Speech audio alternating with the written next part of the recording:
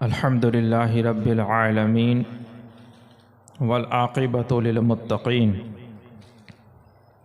والصلاة والسلام علی سید المرسلین اما بعد فاعوذ باللہ من الشیطان الرجیم بسم اللہ الرحمن الرحیم یا ایہا الذین آمنوا اتقوا اللہ وکونوا مع الصادقین آمنت باللہ صدق اللہ مولانا العظیم ان اللہ وملائکتہ یصلون علی النبی یا ایہا الذین آمنوا صلوا علیہ وسلموا تسلیما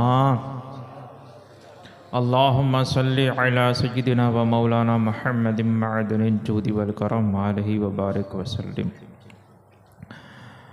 محرم الحرام 1446 ہجری کی آج یہ ہماری 9ویں اور آخری محفل ہے۔ اس میں ہم جو مختلف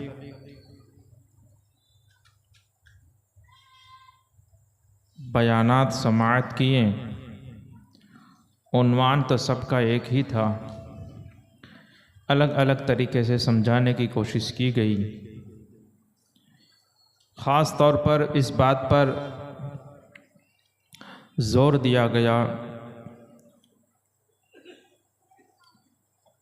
کہ امام حسین کے ساتھ جو کچھ ہوا،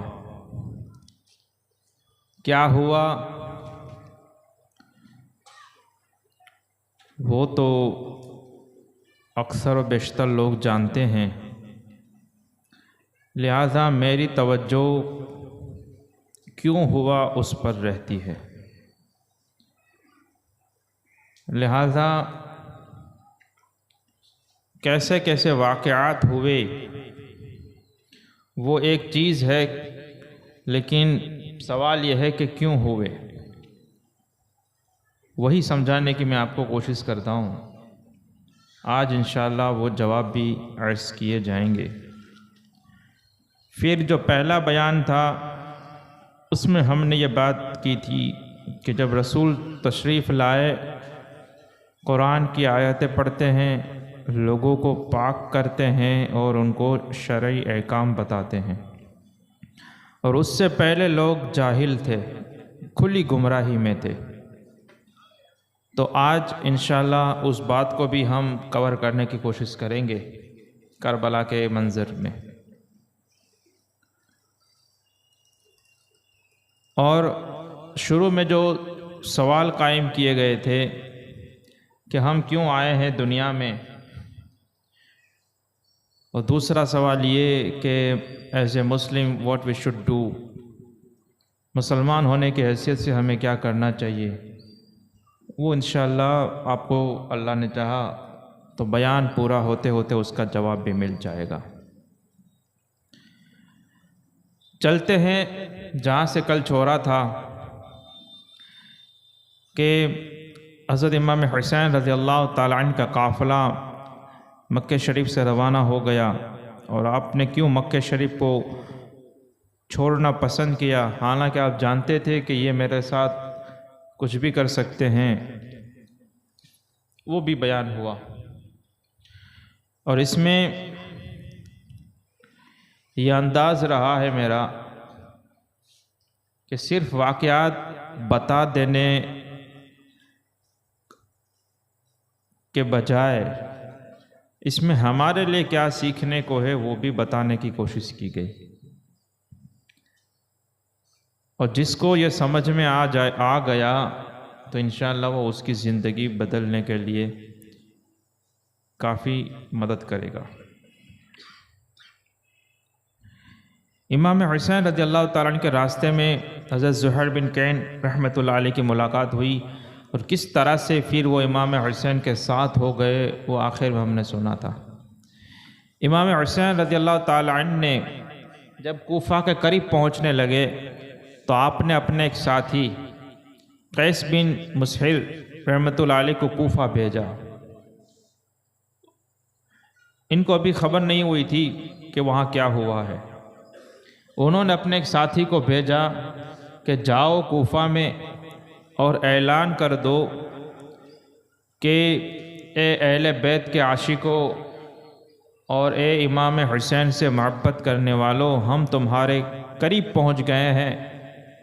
4-5 دن میں، کچھ ہی دنوں میں ہماری ملاقات ہونے والی ہے، امام تشریف لانے والے ہیں، لہذا جو انتظام کرنا ہے، جو استقبال کرنا ہے، وہ بالکل تیار ہو جاؤ۔ حضرت قیس وہاں سے روانہ ہوئے، اور جب کوفہ کے قریب پہنچے تو یہاں پہ تو سب کچھ بدل گیا تھا۔ کوفہ کے باہر ہی وہ پہرا لگایا ہوا تھا سپاہیوں کا۔ انہوں نے جب ایک آدمی کو دیکھا تو پکڑ لیا، بولے کہاں سے آ رہے ہو؟ بولے حسین بن علی کے پاس سے آ رہے ہیں۔ کہاں جا رہے ہو؟ بولے کوفہ میں خبر لے کر جا رہا ہوں۔ تو جب ان کو پتا چلا کہ یہ ان کے قاصد ہیں، ان کو پکڑ کے سیدھا گورنر کے پاس لے گئے، ابن زیاد کے پاس لے گئے گورنر ہاؤس میں، اور کہا کہ یہ بندہ پکڑا گیا ہے، یہ حسین کی خبر لے کر آ رہا تھا، اور کوفہ والوں کو کہہ رہا تھا کہ یہ آنے والے ہیں۔ اب ان کے لیے سب اچانک سے صدمہ تھا کہ یہ کیا ہو رہا ہے میرے ساتھ۔ ابن زیاد نے کہا کہ ان کو تو پھر مرنا ہے، گردن مار دو اس کی، اور کہا کہ تو بچ سکتا ہے، ایک شرط ہے۔ کل آپ نے کوفہ والوں کا بھی رویہ دیکھا کہ کیسے انہوں نے پلٹی ماری، تو پھر ہم نے کیا سیکھا کہ اگر محبت کرنی ہے اللہ والوں سے تو پھر بدلنا نہیں ہے، پلٹی نہیں مارنی، اور جب آپ محبت کرو گے تو امتحان تو ہوگا، مفت میں جنت تو پھر نہیں ملنے والی۔ کہ رسول پاک صلی اللہ علیہ وسلم نے ارشاد فرمایا، حجبت النار فی الشہوات وحجبت الجنت فی المکاری۔ نبی رحمت سرورت عالم صلی اللہ علیہ وسلم ارشاد فرمایا کہ جہنم ہے وہ خواہشوں سے گری ہوئی ہے، اور جنت ہے وہ تکلیفوں سے گری ہوئی ہے۔ آپ کو میں سمجھا دوں، یہ سب سمجھنا ضروری ہے، اور میں نے پہلے ہی کہا کہ اگر کربلا کو میں کھول کھول کر بیان کروں تو 30 بیان ہوں گے، تب تک یہ پوری بات۔ لیکن اصل بات یہی ہے کہ صرف سننے سے کام نہیں چلے گا، سمجھنا بھی پڑے گا، آپ کو سمجھنا پڑے گا، ورنہ جوانی تو گزر گئی یا گزر رہی ہے، بوڑھاپا بھی گزر جائے گا، موت آ جائے گی، قبر میں چلے جاؤ گے، تمہیں کچھ سمجھ میں ہی نہیں آئے گا۔ سید سادات اور اہل بیت اطہار ہوں، وہ اسٹیج پر تشریف لائیں، جو بھی سید ہوں، اہل بیت سے ہوں، سادات ہوں، قابل احترام ہوں، علماء کرام ہوں، بے دھڑک بے جھجک ممبر پر تشریف لائیں۔ درود شریف پڑھ لیں ایک مرتبہ، اللہم صلی علی سیدنا و مولانا محمد معدن الجود والکرم وآلہ وبارک وسلم۔ وعلیکم السلام۔ اچھا بابا،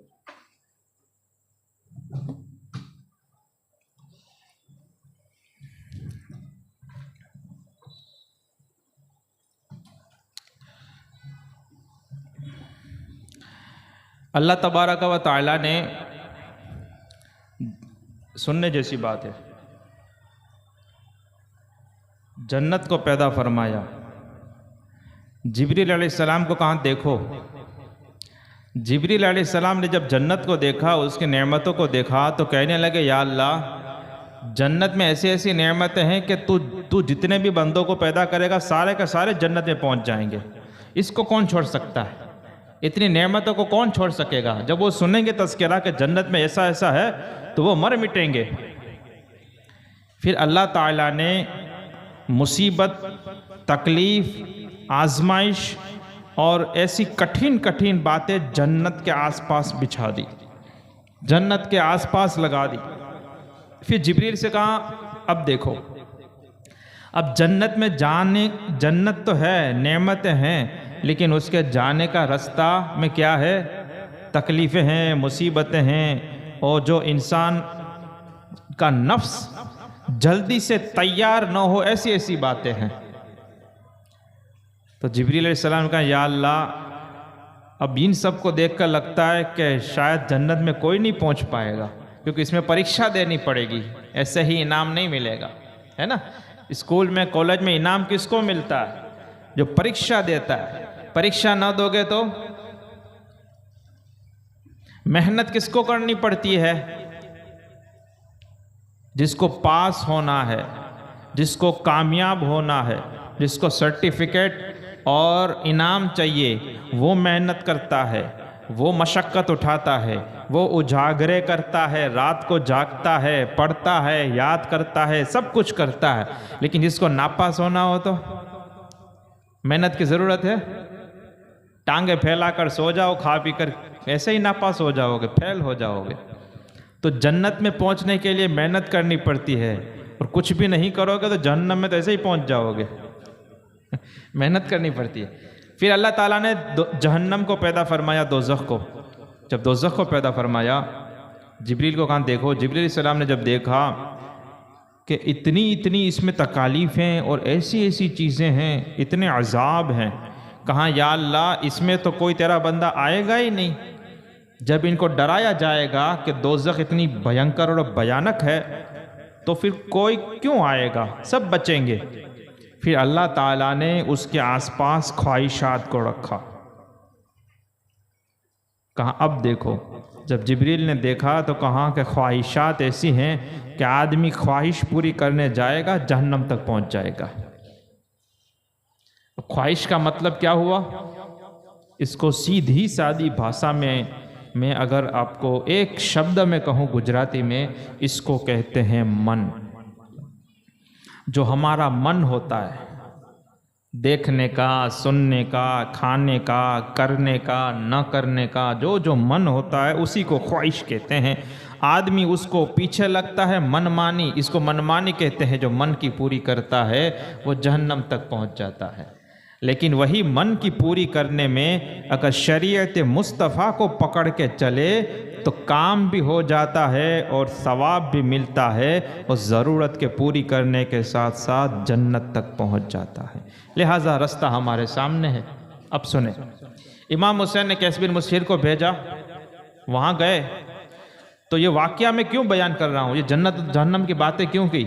कि कूफा वालों ने मोहब्बत का दावा किया, इमाम को बुलाया और बड़ा बड़ा कुछ किया, लिखा, सब कुछ किया, लेकिन इनको जन्नत चाहिए थी सिर्फ बातों से। इनको इमाम का साथ देना था, बगैर परीक्षा दिए उसको इनाम चाहिए। ऐसा तो फिर नहीं होता। कोई कॉलेज या यूनिवर्सिटी है जो मुफ्त में तुमको दे दे? कुछ लोग कहेंगे कि हाँ फलां जगह पर परीक्षा नहीं देनी पड़ती, पैसे देते हैं, सर्टिफिकेट, पैसे तो देने पड़ते हैं ना, माल तो दे, कुछ ना कुछ तो तुमको देना पड़ेगा ना, चाहिए तो वो कूफा वालों ने जब देखा कि इनकी दुकानें, इनके मकानात, उनके माल में तकलीफ आ सकती है, गवर्नर उसको फंसाएगा, मारेगा, कत्ल करेगा, उन्होंने कहा कि मोहब्बत बाद में कर लेंगे, अभी अपना सब बचाओ। तो ये निकल गए। अब यही मुहिब्ब अहले बैत से सच्ची मोहब्बत करने वाला कैसा होता है, सुनने जैसी बात है। कैस बिन मुसहिर अकेले हैं। कूफा में तो 30-40 हज़ार लोग थे ना, सारे के सारे मुकर गए, फिर गए। यहाँ पे अकेले हैं, लेकिन सच्ची मोहब्बत है इमाम हुसैन से, गए। इब्ने ज़ियाद ने कहा कि इसको छत पर ले जाओ, अगासी पर, और इसको कहा, धमकी दी कि तेरे को हम मार देंगे, मुस्लिम को हमने कत्ल कर दिया, उसके बच्चों का भी ये हाल हुआ, हम नहीं छोड़ेंगे, तेरा भी यही हाल होगा, लेकिन अगर तुझे बचना है तो एक शर्त है। बोले क्या है? बोले छत पे चढ़ जा और ऊपर चढ़कर हुसैन को और इनके वालिद हज़रत अली को और अहले बैत को तू बुरा भला बोल, जूं तू बोल, और एक जुमले में बोलो तो इनको गालियां बक, इनके बारे में बुरा बुरा बोल तो हम तुझे माफ कर देंगे। अब ये आई है परीक्षा। एक तरफ जान है, अगर जान बचाने जाते हैं तो ईमान जाता है, मोहब्बत जाती है, और मोहब्बत और अक़ीदत बचाने जाते हैं तो जान जाती है। आज वाले पता नहीं क्या फैसला करेंगे, लेकिन मैं इसीलिए ये सब सुना रहा हूँ कि आप मोहब्बत करें, थोड़ी भले करें लेकिन वफादारी वाली करें। اب بڑے بڑے وعدے نہ کرے کہ ہم امام کے لیے اہل بیت کے لیے جان لٹانے کے، اگر نہیں لٹا سکتے تو مت ایسے دعوے کریں، لیکن جتنا کرتے ہیں اچھے سے کریں۔ پھر ایسی کریں کہ ایسا نہ ہو کہ تھوڑے سے پیسہ کی ضرورت پڑے اور تم بھول جاؤ، ایسے نہ کرو۔ قیس بن مسہر کو جب یہ کہا گیا تو کہا ٹھیک ہے مجھے اوپر چڑھاؤ۔ جب چھت پہ گئے تو کوفہ والوں کو نے دھمکی، یہی دھمکی تھی نا ان کے سامنے بھی کہ مار دیں گے، انہوں نے ساتھ چھوڑا۔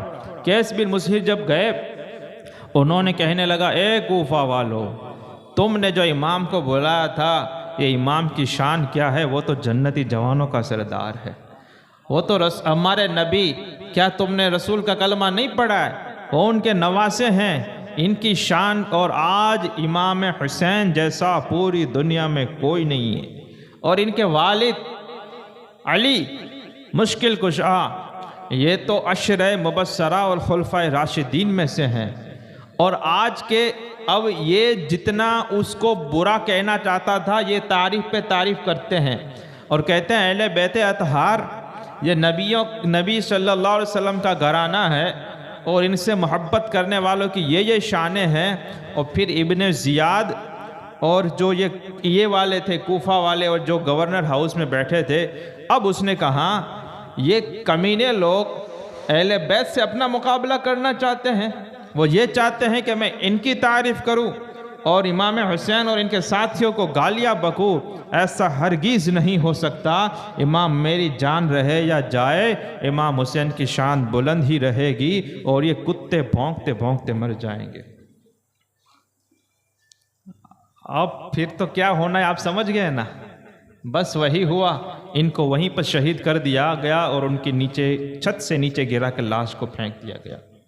لیکن یہ ہوتی ہے سچی محبت، آدمی کو پتہ ہے کہ میرے بولنے سے یہ جان جا سکتی ہے، لیکن حق کا ساتھ نہیں چھوڑتے، اور سچا حسینی یہی ہوتا ہے جو میں نے پہلے ہی کہا، کل بہت لمبا چوڑا سمجھایا تھا کہ حسینی کس کو کہتے ہیں اور یزیدی کس کو کہتے ہیں۔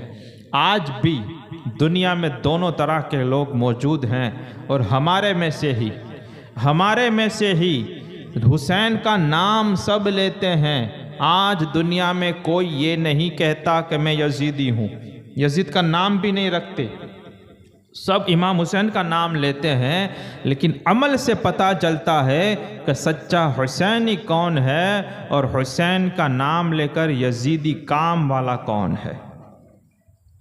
اب آگے چلے، کیونکہ ہمیں یہ بھی سمجھنا ہے کہ امام حسین بیعت کیوں نہیں کر رہے۔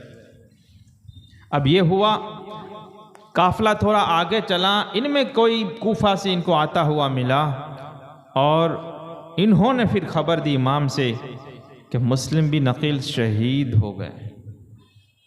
انا للہ و انا الیہ راجعون۔ پھر کہا کہ ان کو جنہوں نے رکھا تھا، جن کے گھر میں آپ ٹھہرے تھے، ہانی اس بھی شہید ہو گئے، اور کہاں ہمارے پیغام جو بھیجنے والے تھے، بعد میں یہ بھی پتا چلا کہ قیس کا کیا ہوا، بولے ان کو بھی شہید کر دیا گیا۔ اللہ اکبر، یہ کل تک ہم کو مکے سے بلا کر یہاں تک لائے، اور آج یہ ایک کے بعد ایک ہم کو شہید کر رہے ہیں۔ ایسے غداری، ایسی ان کی کھوکھلی محبت امام حسین کے اور ان قافلے والوں کے لیے بہت بڑا یہ صدمے اور جھٹکے کی بات تھی، لیکن آپ نے سب کو بتایا نہیں۔ تھوڑا آگے گئے، آگے جانے کے بعد انہوں نے پھر سب کو جمع کیا اور کہا سنو، کیونکہ جب آپ چلے تھے اور یہ بات چلی تھی کہ کوفہ والوں نے بلایا ہے بیعت کے لیے اور آپ کو امیر المومنین بنائیں گے، یہ کریں گے وہ کریں گے، جب امام حسین چلے تھے تو راستے میں کئی لوگ ان کے ساتھ مل گئے تھے، ہم سب ساتھ میں۔ پھر جب یہ سب خبر ملی تو آپ نے خیمے میں تقریر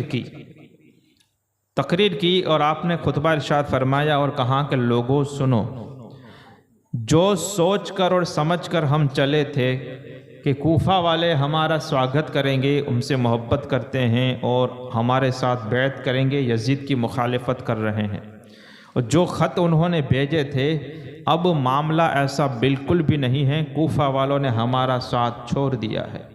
اب جو لوگ اس تمنا کے ساتھ آئے تھے کہ وہاں جا کر ہم کو بہت عزتیں ملیں گی اور ہم کو محل میں رکھیں گے اور یہ سب کریں گے، تو پلیز مہربانی کر کے آپ میں سے جو جانا چاہتا ہے چلا جائے۔ اب ایسا کچھ بھی نہیں ہے، آگے ہمارے ساتھ کچھ بھی ہو سکتا ہے اور آنے والی راہ بہت ہی سخت، مشکل اور دشوار ہے، بہت بڑی آزمائش کا سامنا ہے۔ ہم تو چلے رہے ہیں، لیکن اب اگر کوئی یہ سمجھ کے چلتا ہے کہ وہاں جا کر آرام ملے گا، تو یہ اب ایسا نہیں رہا۔ جو ہم کو بلا رہے تھے وہ بدل گئے۔ جب ایسی ایسی باتیں ہونے لگی تو پھر لوگ ادھر ادھر نکلنا شروع ہوئے، اور جو یہ سوچ کے چلے تھے کہ ہم امام کا ساتھ دیں گے تو ہمیں بھی کچھ نہ کچھ مل جائے گا، وہ سب چلے گئے۔ اور پھر بچے کون؟ وہی بچے جو مدینہ یا مکہ سے آپ کے ساتھ پہلے سے چلے تھے۔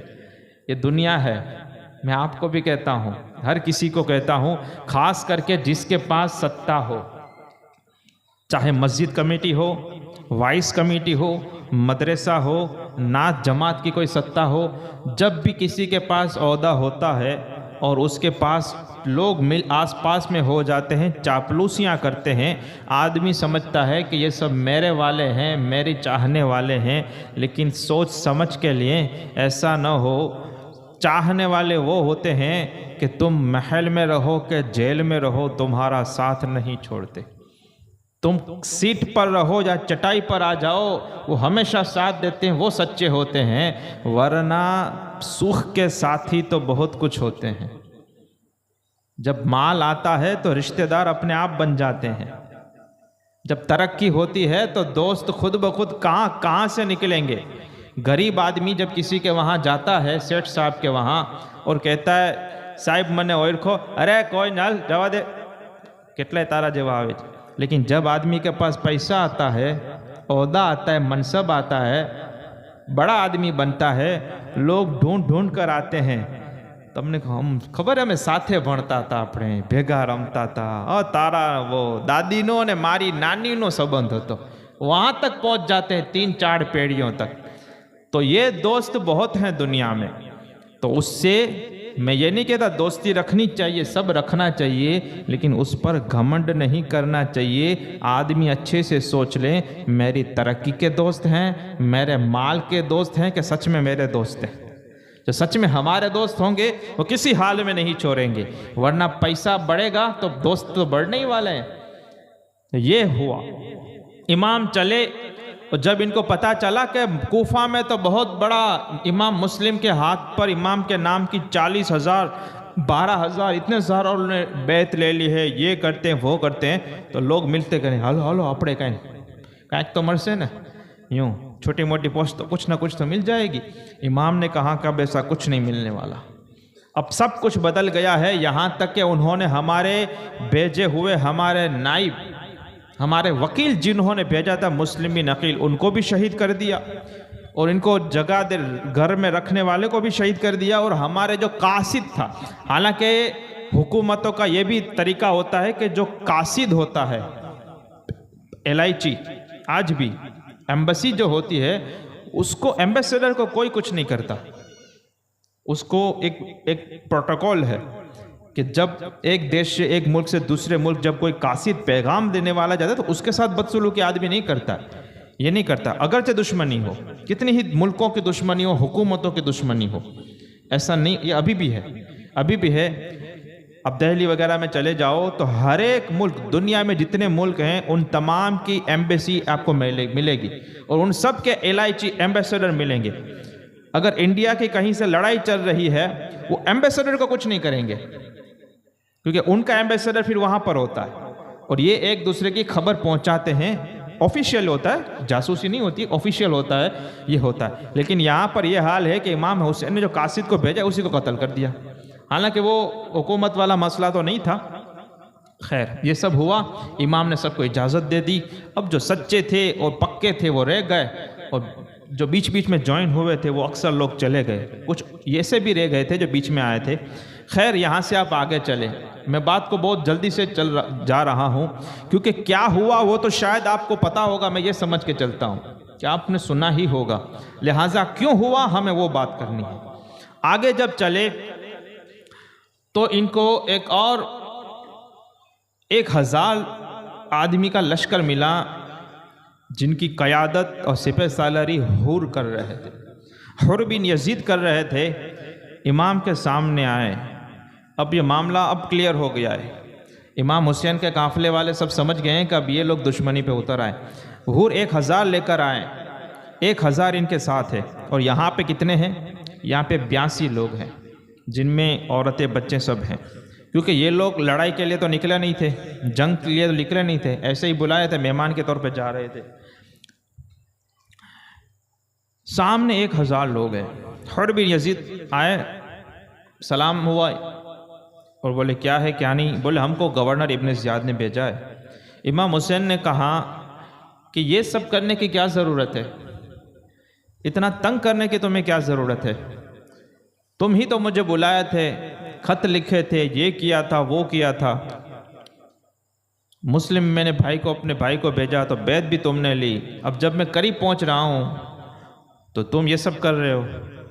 اگر تمہارے بلانے سے میں آیا ہوں، اگر تمہیں پسند نہیں تو پھر ہم واپس چلے جاتے ہیں مدینہ کی طرف، کیا مسئلہ ہے؟ جانے میں کیا ہے، ہم چلے جاتے ہیں، ہمیں ایسا شوق نہیں ہے۔ حر نے کہا کہ ایسے تو کیسے ہو سکتا ہے، اور پھر کہا کہ آپ خط کی بات کرتے ہو، میں تو کوئی خط کو جانتا ہی نہیں۔ امام حسین نے بولا تھیلا سامنے رکھ دیا، بولے دیکھو، اتنے خط تھے کہ پورا تھیلا بھر گیا تھا، اتنے خطوط آئے تھے۔ بولے یہ سب ہے جن میں آپ یہ باتیں کر رہے ہو، یہ سب لکھا ہے، نام ٹھام صحیح سکہ سب ہے، اور آج تم کہتے ہو کہ یہ، پھر بھی اگر تم پسند ہے تو ہم جاتے ہیں۔ حر نے کہا کہ ایسے تو میں جانے نہیں دے سکتا، ابن زیاد کی طرف سے مجھے یہ فرمان دیا گیا ہے کہ میں آپ کو روک کے رکھوں اور آگے پیچھے کہیں پہ نہ ہونے دوں۔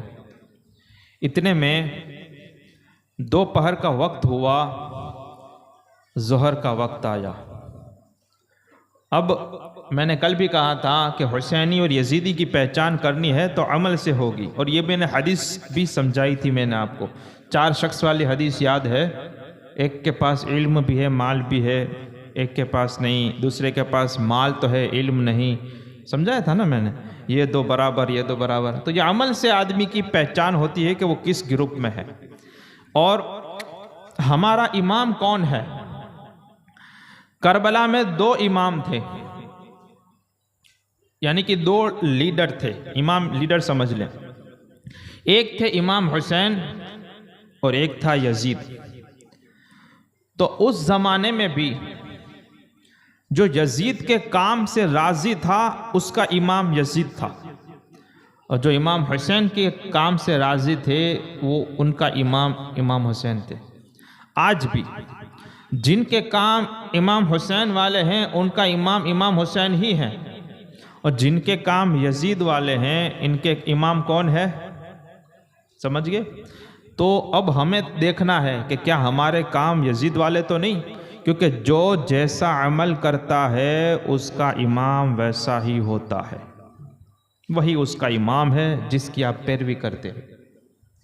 اب دیکھو، ظہر کا وقت ہوا، اذان ہوئی، پھر ظہر کی جماعت کے لیے تکبیر ہوئی۔ امام حسین نے حور سے کہا کہ کیسے نماز پڑھو گے، اپنی جماعت الگ کرو گے کہ ہمارے ساتھ پڑھو گے؟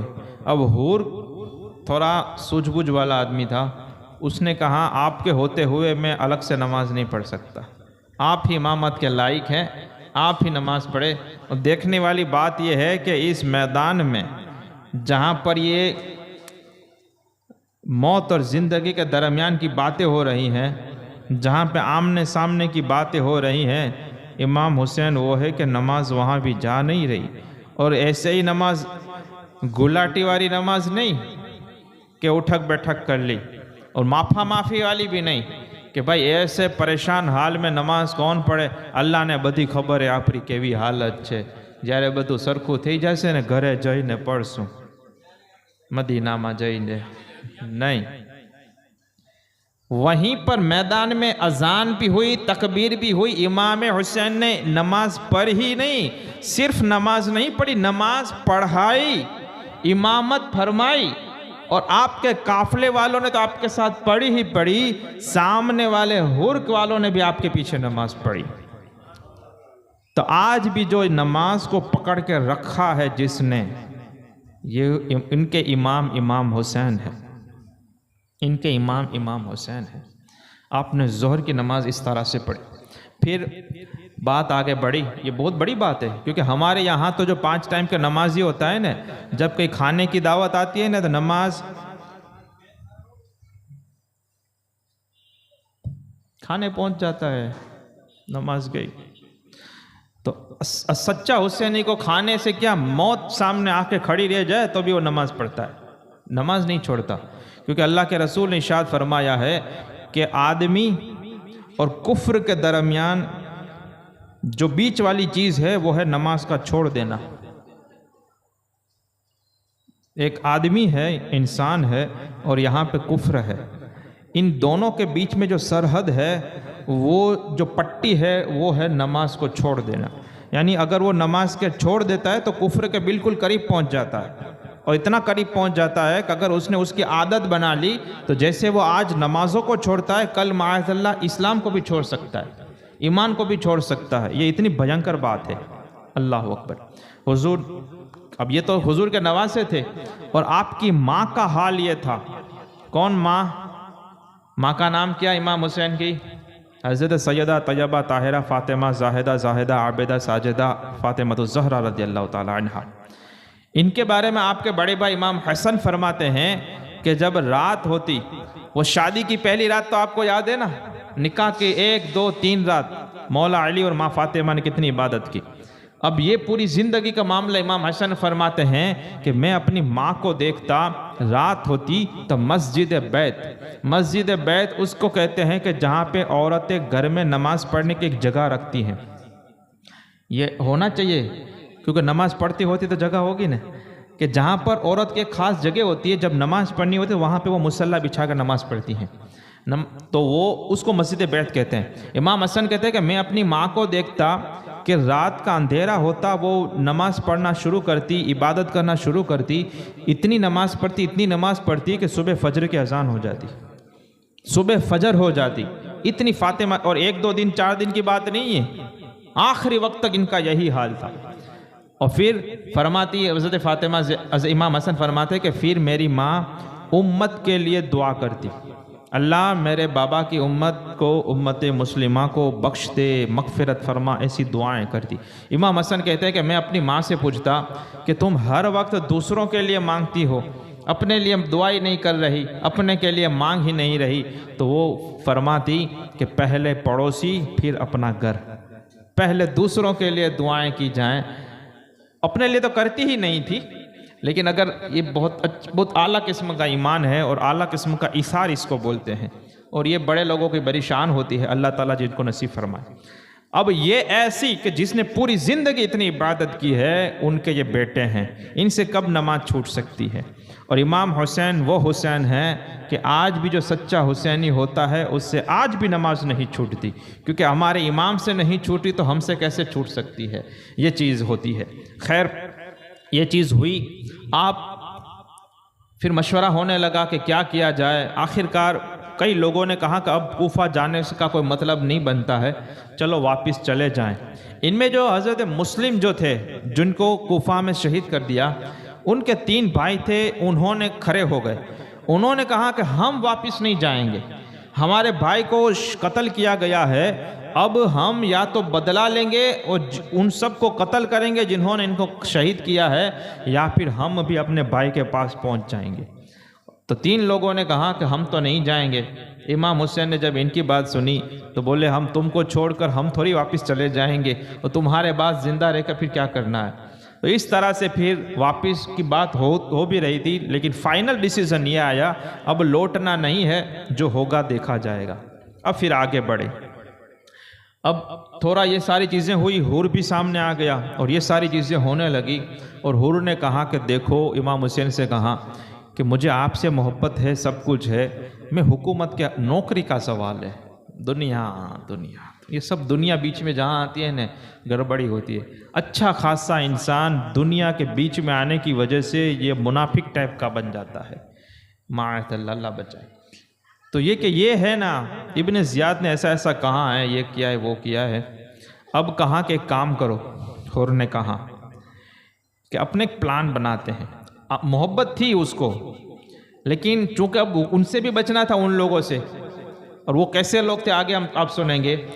حر نے کہا امام حسین سے کہ ایک کام کرتے ہیں، میں آپ کے ساتھ رہوں گا، کیونکہ وہاں سے آرڈر ہے کہ امام کے ساتھ رہنا ہے، چھوڑنا نہیں، بھاگ نہ جائیں۔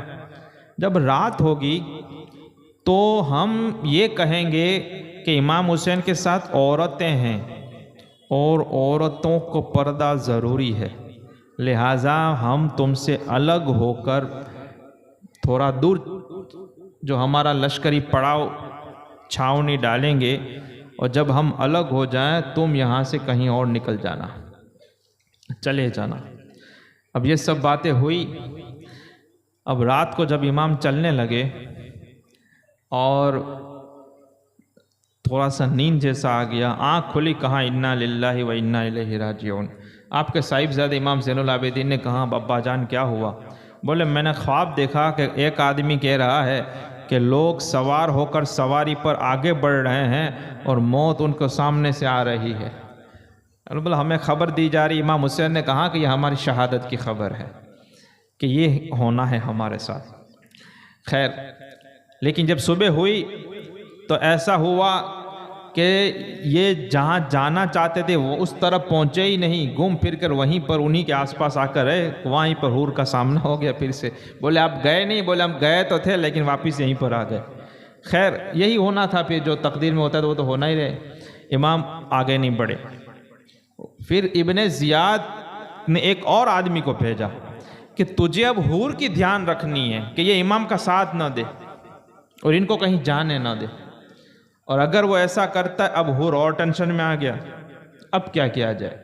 لیکن پھر یہی طے پایا کہ ہم تھوڑا سا سائیڈ میں ہٹ جاتے ہیں، آپ کسی بھی طرح نکل جاؤ۔ امام چلنے لگے۔ جب جانے لگے تو کوفہ سے تھوڑے دور ان کو ایک اور لشکر ملا جن کو لے کر یہ سب ناکہ بندی کی ہوئی تھی، اور روک لیا۔ جب روکا گیا، امام نے پوچھا یہ کون سی جگہ ہے؟ امام نے کہا تو جواب دیا گیا کہ اس جگہ کو کربلا کہتے ہیں۔ جب اتنا سننا تھا، امام فوراً سواری سے نیچے اترے، بس وہی جگہ ہے۔ امام نے کہا، امام حسین نے کہا یہی جگہ ہے، یہیں پر ہمارے گھوڑے کے باندھے جائیں گے، یہیں پر ہماری اونٹنیوں کو بٹھایا جائے گا، اور یہیں پر ہمارے لوگ شہید ہوں گے۔ وہیں پر بولا اب اتر جاؤ، چلو، یہی پہنچنا تھا ہمیں، یہ کربلا۔ اور کہا کہ یہ وہ جگہ ہے رنج و غم، بلا اور کرب، دکھ والی جگہ ہے۔ بولے ہمارا یہی موضوع ہے۔ اترے، وہیں پہ رہے، اور سامنے آپ دیکھنے جاؤ تو عمرو بن سعد ابن زیاد نے ان کو بھیجا 4000 کا لشکر لے کر۔ اب سامنے کتنے لوگ ہیں بولو؟ اس طرح سے پھر اور بھی لوگ بیچتے گئے۔ میں سمیٹ رہا ہوں بات کو، یہاں تک کہ امام کے مقابلے میں 22000 لوگ ہو گئے۔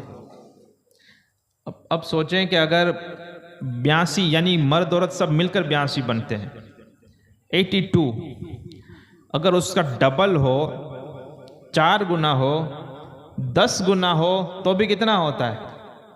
82 کا 10 گنا کریں گے تو 820 ہوتے ہیں۔ اب یہ کتنا ہے؟ 100 گنا ہو تو بھی کتنا ہوتا ہے؟ اگر 100 گنا ہوتا تو بھی 8200 ہوتے ہیں۔ یہ 100 گنا سے بھی زیادہ لوگ ہیں سامنے، 100 گنا سے بھی زیادہ لوگ۔ عمرو بن سعد سے بات ہوئی، امام نے کہا 3 باتیں ہیں۔ عمرو بن سعد بھی بچنا چاہتا تھا، اور یہاں تک بچنا چاہتا تھا کہ ابن زیاد نے ایک سرٹیفکیٹ دیا تھا کہ اگر تو یہ کام کرے تو رے کی حکومت، رے کی گورنری تجھے دوں گا۔ عمرو بن سعد نے کہا کہ بھائی اللہ واسطے مجھے ان معاملے سے چھوڑو۔ امام حسین کا مقابلہ نسبت تھی نا، یہ کوئی عام ویسے بھی کوئی بے گناہ ہے، مسلمان تو مسلمان کوئی بھی بے گناہ ہے، بے قصور ہے، تو اس کا تو قتل کی اجازت نہیں ہے نا، بے گناہ کی اجازت نہیں ہے۔ اب یہ تو ایمان والے اور ایسے کہ جس کو آدمی کلمہ پڑھتا ہے، جس کی امت میں سے اس کے نواسے ہیں، تو یہ تو کوئی عام بات تھی ہی نہیں۔ تو یہ کئی لوگ اس سے بچنا چاہتے تھے کہ اس معاملے میں ہمیں معاف رکھیں۔ ابن زیاد کو عمرو بن سعد نے بھی کہہ دیا کہ بھائی مجھے چھوڑے، میں جاتا ہوں ایران کی طرف، وہ دوسرے بھی بہت سارے کام تھے، میں وہاں جاتا ہوں لشکر لے کر، وہاں پہ لوگوں کو سنبھالتا ہوں، یہ سب تم اپنے حساب سے دیکھ لو۔ تو ابن زیاد نے کہا کہ اگر ایسا کرو گے تو وہ جو سرٹیفکیٹ میں دینے والا ہوں نے تم کو رے کی گورنری، وہ نہیں ملے گی، دیکھو دنیا کا فائدہ نہیں ہوگا۔ وہی چیز کہ آخرت بچانے جاؤ گے تو دنیا کا نقصان ہو رہا ہے، دنیا بچانے جاؤ گے تو آخرت کا نقصان ہو، آخرکار یہ بھی آئے۔ اس طرح سے 22,000 لوگ امام کے مقابلے میں آ کے کھڑے رہ گئے۔ لیکن جب لگا کہ اب تو اینڈ ٹائم آ گیا ہے اور کوئی رستہ نہیں، امام نے 3 باتیں لکھی شرط، عمرو بن سعد کے ساتھ ان کی گفتگو ہوئی امام کی۔ امام نے کہا کہ 3 چیزیں میں آپ کے سامنے پیش کرتا ہوں، ان میں سے کوئی بھی ایک آپ اوکے کریں، اس پر عمل ہم کریں گے۔ پہلی بات یہ ہے کہ کوفہ تو اب آنے نہیں دیں گے، وہ تو ان کو پکا تھا۔ ایک بات یہ ہے کہ ہمیں مدینے میں واپس جانے کی آپ راستہ کھول دیں، ہم چلے جاتے ہیں، ہمیں یہ نہیں کرنا ہے، ہمیں جانے دیجیے۔ دوسری بات یہ کہی کہ اگر مدینہ میں جانے میں آپ کو کوئی خطرہ لگتا ہے تو جو اسلامی جو حکومت ہے اس کے سرحدی علاقے میں ہم چلے جاتے ہیں، جہاں پر ہماری کوئی کٹم قبیلہ نہ ہو، وہاں پہ ہم چلے جاتے ہیں۔ آپ کو شاید ڈر لگتا ہو کہ مدینہ جانے کے بعد ہم کچھ لوگوں کو جمع کریں گے، یہ کریں گے، وہ کریں گے، تو چھوڑ دیجئے مدینہ شریف، ہم کو کوئی سرحدی علاقوں میں جانے دیجیے، ہم وہاں رہیں گے، اللہ اللہ کریں گے، ہمارا اور کیا کام ہے، کریں گے وہاں پر۔ 2 چیز۔ اور اگر یہ دونوں آپ کو منظور نہیں تو تیسری بات یہ ہے، امام حسین نے کہا کہ مجھے یزید تک جانے کی اجازت دے، ہم یزید تک جائیں گے، یزید سے روبرو میں بات کروں گا۔ جیسے امام حسن نے امیر معاویہ کے ساتھ بات ہوئی اور ان دونوں کے درمیان صلح ہوئی تھی، میں اسی طرح سے یزید سے بات کروں گا اور دیکھوں گا کہ کیا ہو رہا ہے۔ اچھا، یہ 3 باتیں کی، لیکن کہیں پر بھی یہ نہیں کہا کہ میں بیعت کر لوں گا۔ یہ کتنی بڑی بات ہے، سمجھ میں آ رہا ہے آپ کو؟ یہ بہت بڑی بھاری بات ہے۔ اگر مجھے دکھ ہے، بلکہ میں دیکھ رہا ہوں کہ آج مسلمان اس بات کو سمجھ ہی نہیں رہے۔ شعر پڑھتے ہیں کہ سر داد نہ داد دست در دست یزید، یہ تو پڑھتے ہیں کہ سر دے دیا لیکن یزید کے ہاتھ میں ہاتھ نہیں دیا۔ میں کہتا ہوں کہ جب ہاتھ دینے سے کام چلتا تھا تو سر کیوں دیا؟ خودکشی ہو جائے گی نا، جب مرنا ضروری نہیں اور تم مرو گے تو خودکشی ہو گئی۔ تو اگر ہاتھ دینے سے کام چل جاتا تو امام حسین شہید کیوں ہوتے؟ اس کا مطلب یہ تھا کہ ہاتھ دینے سے کام چلنے والا ہی نہیں تھا، ہاتھ دیا ہی نہیں۔ کیوں نہیں دیا؟ 20 سال پہلے کی بات دیکھیں، ایسے ہی معاملات ہو گئے تھے امام حسن اور امیر معاویہ کے درمیان۔ ان دونوں کے درمیان دونوں کے گروپ آپس میں لڑائی کے لیے تیار ہو گئے تھے۔ امام حسین نے جب امیر معاویہ کو دیکھا تو ان کیا کیا؟ صلح کی۔ صلح میں کیا کیا؟ امام حسین خلیفہ بن گئے تھے۔ ہاں یہ بھی بتا دو، امام حسن جو تھے 6 مہینے کے لیے خلیفہ رہے، 6 مہینے تک آپ تخت پہ رہیں، لوگوں نے آپ سے بیعت کر لی تھی، 6 مہینے کے بعد آپ نے چھوڑ دیا، صحابی رسول امیر معاویہ کے سونپ دیا۔ تو یہاں پر یہ نہیں ہو سکتا تھا؟ امام نے نہیں کیا مطلب نہیں ہو سکتا تھا۔ اب ہمیں یہی دیکھنا ہے کہ کیوں نہیں ہو سکتا تھا، کیوں یہاں پر آ رہا، کہ اگر یہ سب لڑنے کی اور یہ سب شہید ہونے کی ضرورت کیا ہے؟ امام کہہ دیتے ہیں۔ اور پھر ابن زیاد نے جب یہ سب باتیں پہنچی تو اس نے بھی یہی کہا۔ بات لمبی ہے، پہلے قبول کیا پھر انکار کیا۔ اس میں ایک آدمی چلا تھا مشورہ دینے والا، عمرو بن سعد کو بات سمجھ میں آ گئی، جو لشکر لے کر کھڑا ہے اس کو سمجھ میں آ گیا کہ امام سچے ہیں۔ اس نے کہا کہ بات برابر ہے، ابن زیاد کو لکھ کر بھیجا کہ یہ 3 شرطیں اگر قبول ہو جائیں تو کوئی مارا ماری جھگڑا نہیں ہوگا، امام ان 3 باتوں کے لیے راضی ہیں، تو بتا کیا کرنے دوں۔ ابن زیاد نے پڑھا، بولے واہ یہ تو اچھی بات ہے، امام کہتے ہیں کہ میں چلا جاؤں، دور چلا جاؤں یا یزید کے پاس چلا جاؤں، معاملہ ہی سولو ہو جائے گا۔ جب یہ سب ہونے لگا تو ایک خبیث وہاں بیٹھا تھا، شمر جلجوشن۔ مشورہ دینے والے بہت ہوتے ہیں، مفت میں صلاح دینے والے، اسی لیے میں کہتا ہوں کہ ہر کسی سے آپ صلاح بھی مت لیں، صلاح اسی سے لینی چاہیے جس کو خدا کا خوف ہو، تاکہ وہ خود بھی بچے اور تم کو بھی بچائے، ورنہ وہ خود بھی ڈوبے گا، آپ کو بھی ڈبائے گا۔ ابن زیاد گورنر تیار ہو گیا ہے کہ ہاں ٹھیک ہے یہ اس پر کچھ کرتے ہیں۔ شمر جلجوشن نے کہا کہ نہ، اگر یہ یزید کے پاس چلے گئے تو بولے تیری کرسی خطرے میں آ جائے گی، یزید ان سے عزت سے بات کرے گا، یہ کرے گا وہ کرے گا، اور اتنا بھڑکایا اور کہا کہ یہ معاملہ تیرے سے سولو ہونا چاہیے، تو ہی کچھ کر۔ آخر کار ایسی باتیں کی، ابن زیاد نے پھر تینوں میں سے ایک بھی بات نہیں مانی، بولے مدینہ بھی نہیں جانے دوں گا، یزید کے پاس بھی بات نہیں کرنے دوں گا، اور کسی سرحد کے پاس۔ تو کیا کرنا ہے؟ امام سے کہا دو ہی آپشن ہم دیتے ہیں۔ امام نے 3 آپشن دیے، انہوں نے 2 آپشن دیے، ایک تو یہ ہے کہ یزید سے بیعت کر لو، دوسرا مرنے کے لیے تیار ہو جاؤ۔ بولو آج کا مسلمان ہوتا تو؟ امام نے کہا کہ مرنے کے لیے تیار ہو سکتا ہوں، یزید سے بیعت نہیں کر سکتا، اطاعت نہیں کر سکتا۔ میں پھر پوچھتا ہوں کہ کیوں؟ امام حسن اگر امیر معاویہ کو سونپ سکتے ہیں پوری خلافت اور پوری امارت، یہ کیوں نہیں کر رہے ہیں؟ امام حسن کے ساتھ تو پورا عرب ملک تھا، پورا حجاز جس کو کہتے ہیں آپ کے ساتھ تھا، امام حسن کے ساتھ لوگوں نے بیعت تک لے لی تھی، پھر بھی چھوڑ دیا۔ اور امام حسین کے ساتھ ابھی فی الحال صرف کل ملا کر بچوں سہید 82-100 لوگ بھی پورے نہیں ہیں۔ آپ لڑنے کے لیے تیار ہیں، مرنے کے لیے، شہید ہونے کے لیے تیار ہیں، بیعت کے لیے تیار نہیں ہو رہے ہیں۔ اس کے پیچھے کا کارن کیا ہے؟ جس کو وہ کارن سمجھ میں آ جاتا ہے وہ آدمی نیند سے جاگ جاتا ہے۔ اس کا مطلب یہ تھا کہ امیر معاویہ میں کچھ وہ باتیں تھی جو یزید میں نہیں تھی، اسی طرح یزید میں کچھ وہ باتیں تھی جو امیر معاویہ میں نہیں تھی، لہذا امیر معاویہ جو تھے وہ سطح سنبھالنے کے قابل تھے، ان کے ہاتھ پر بیعت ہو سکتی تھی، اور یزید میں کچھ ایسی باتیں تھی کہ جن کے ساتھ امام کبھی سمجھوتا نہیں کر سکتے تھے۔ سنیں گے وہ کون سی؟ سننا ہے نا بھائی میرا سوال سمجھ میں آ رہا ہے؟ آخر کار امام نے کہا کہ بیعت تو ہم نہیں کریں گے۔ جب بالکل لڑائی تیار ہو گئی، عمرو بن سعد نے پھر فیصلہ کیا کہ اب تو یہ مرنے کے لیے تیار ہیں، بولے بیعت تو ہم کریں گے نہیں، اور اوپر سے آرڈر ہے کہ اگر یہ بیعت نہ کرے تو سب کو قتل کر دو، شوٹ ایٹ شائٹ۔ امام نے کہا ٹھیک ہے۔ 9ویں محرم کا وقت، 9ویں محرم کون سی؟ 9ویں محرم۔ اب بھینکر سچویشن تمہیں سمجھ میں آتی ہے کہ نہیں آتی ہے؟ 7ویں محرم سے امام پر پانی بند کر دیا گیا، 500 سوار نہر فرات پہ رکھ دیے کہ کوئی بھی مدینہ شریف سے آنے والا اہل بیت والا پانی نہ پیے۔ 7ویں محرم سے، کب سے؟ کون سی محرم؟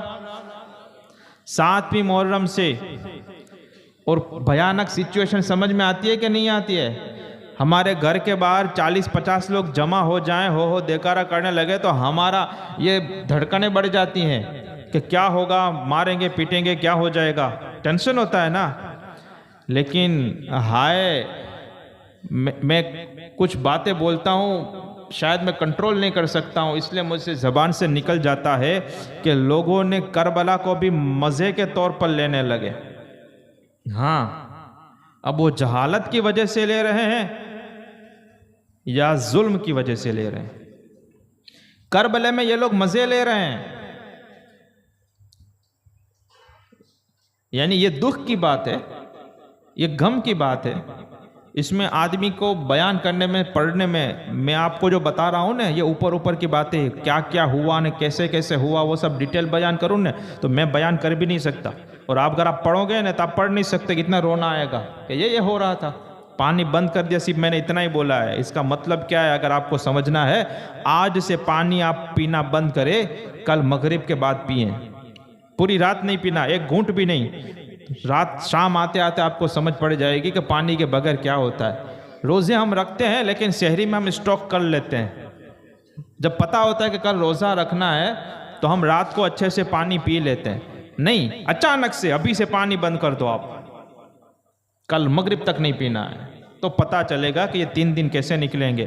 لیکن لوگوں نے وہاں پر امام قاسم کی مہندی بنا لی، وہ سگائی کرنے گئے تھے،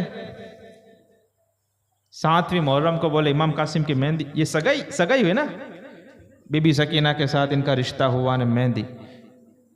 اچھا مردوں کو مہندی لگانا کیا ہے؟ تو امام قاسم کیا کر رہے تھے؟ امام حسین دیکھ رہے تھے، کہا میرا بھتیجا مہندی لگا رہا ہے میری بیٹی کے ساتھ۔ یہ مزے کے لینے والی بات ہے، یہ کوئی کہانی ہے یار، کچھ سمجھو تو خری، اس ماحول کی سچویشن کو تو تم سمجھو، تم کیا بول رہے ہو، کیا کر رہے ہو۔ کسی عالم کی زبانی سنا، اسی لیے کہہ رہا ہوں کہ دین علماء سے سیکھنا چاہیے، جاہلوں سے نہیں۔ کلاکاروں سے سیکھو گے تو وہ تو کلاکاری ایسی تم کو سنائے گا کہ تم کو مزہ آئے، پھر اب ایک مرتبہ سنایا، اب دوسری مرتبہ سنانے میں اور مکسڈ مسالہ جمع کر کے کچھ جیسے فلم کی سٹوری چلتی ہے کہ سامنے دشمن کھڑے ہیں، یہاں پانی بند ہو گیا، یہاں پر یہ ہو گیا، اور یہ سب خیمے میں میدان میں بیٹھ کر یہ سگائی کر رہے تھے، مہندی کر رہے تھے۔ اللہ کے بندو کچھ تو خدا کا خوف کرو یار، کچھ تو عقل کا استعمال کرو۔ یہ کیا ایسا ہو سکتا ہے؟ ہمارے یہاں کسی کا انتقال ہو جائے نا تو 1 سال تک شادیاں نہیں کرتے لوگ، تاریخ نکی ہو جاتی ہے پھر بھی کینسل، دادا باپو گزری گیا ہے، حالانکہ یہ بھی غلط ہے۔ اسلام میں 3 دن سے زیادہ سوگ نہیں منایا جا سکتا، یہ بھی جائز نہیں ہے، لیکن اپنا دادا گزر جائے تو سال بھر شادی فکس ہو تو بھی کینسل، سگائی بھی نہیں، خالی چاہ پی لیوانو سادی ریتے سادگی تھی، آپ رے کوئی جات نو کہیں۔ اور یہاں پر میدان کربلا میں بولے قاسم کی مہندی ہے، کیا بات ہے یار، حد ہے، معاذ اللہ رب العالمین۔ اور حقیقت میں ایسا کچھ ہوا بھی نہیں تھا، یہ سب میدان میں تھوڑی ہونا تھا، گھر پہ ہیں، رشتہ ہو گیا بات الگ ہے، چلو بات ہو گئی ہوگی کہ بیٹی دیں گے، بیٹا لیں، ایسا کچھ بھی۔ یہاں پر آ کر یہ سب کر رہے ہیں۔ 7ویں محرم کو امام پر پانی بند کیا گیا تھا، یہ حقیقت ہے۔ اور پھر 9ویں محرم کو جب یہ طے ہو گیا کہ اب تو لڑنا ہی ہے، تو اب سامنے لشکر تیار ہونے لگے اور سب صفیں بننے لگی، اب حملے کے لیے تیار ہو۔ امام ایسے بیٹھے تھے، یہ تلوار جو خیمہ جو ہوتا ہے نا، خیمہ سمجھتے تمبو، اس طرح سے وہ لگاتے ہیں، اس کے دروازے پر بیٹھے ہوئے تھے، ایسے تلوار زمین میں گاڑی ہوئی تھی اور گھٹنوں پر سر رکھ کر آپ ایسے بیٹھے ہوئے تھے، گہری سوچ میں، اور پتہ نہیں کون کیا کیا دیکھتے ہوں گے، کیا کیا سنتے ہوں گے، لیکن دیکھنے والوں نے دیکھا کہ آپ ایسے سر جھکا کر گھٹنوں کے سہارے سر رکھا ہوا ہے، بازو میں تلوار ہے، ایسا ہے۔ اچانک سے گھوڑے کی ٹاپو اور یہ سب کی آواز آنے لگی، گرد اڑنے لگی۔ آپ کی بہن اور حضرت علی کرم اللہ تعالی وجہہ الکریم کی بیٹی حضرت زینب آئی، جیسے آج بھی آواز آتی ہے تو عورتیں کھڑکی یا دروازے کی طرف آتی، وہ بھی دروازے کی طرف آئی تو دیکھ رہے ہیں کہ سوار آ رہے ہیں۔ اپنے بھائی کو کہا کہ بھائی جان یہ کیا ہو رہا ہے، کون ہے؟ کہا کہ یہ دشمن لوگ آنے لگ رہے ہیں۔ تو سب نے دیکھا، بولے ہاں یہ سب لڑنے کے لیے آ رہے تھے۔ بولے چلو بیعت تو تمہیں کرنی نہیں، اب تم جب لڑنے اور مرنے کے لیے تیار ہو ہی گئے ہو تو آج ہم قصہ ختم کرتے ہیں۔ امام حسین رضی اللہ تعالیٰ عنہ کو جب پتہ چلا کہ اب یہ لڑنا ہے آج کے دن اور شہید ہونا ہے، تو امام نے کہا کہ کیا اب جنگ کرنی ہے تمہیں؟ تو بولے ہاں۔ امام نے کہا کہ آج کی جنگ کل نہیں ہو سکتی؟ ایک دن یعنی آج کی رات تم نہیں نکال سکتے؟ ہم کل لڑیں گے 10 محرم کو۔ انہوں نے کہا کہ بات چیت کی، بولے ہاں ٹھیک ہے کوئی مسئلہ نہیں ہے، تم جائیں گے تو کہیں نہیں، ساری جگہ سے گھیر لیا تھا۔ اب میں آپ سے پوچھ رہا ہوں کہ امام 9 محرم کو لڑنے کے لیے تیار کیوں نہیں ہوئے؟ کبھی سوچنے ڈر لگ رہا تھا؟ کیا کچھ سوچنا تھا ان کو، پلاننگ کرنا تھا؟ کیوں پتہ ہے؟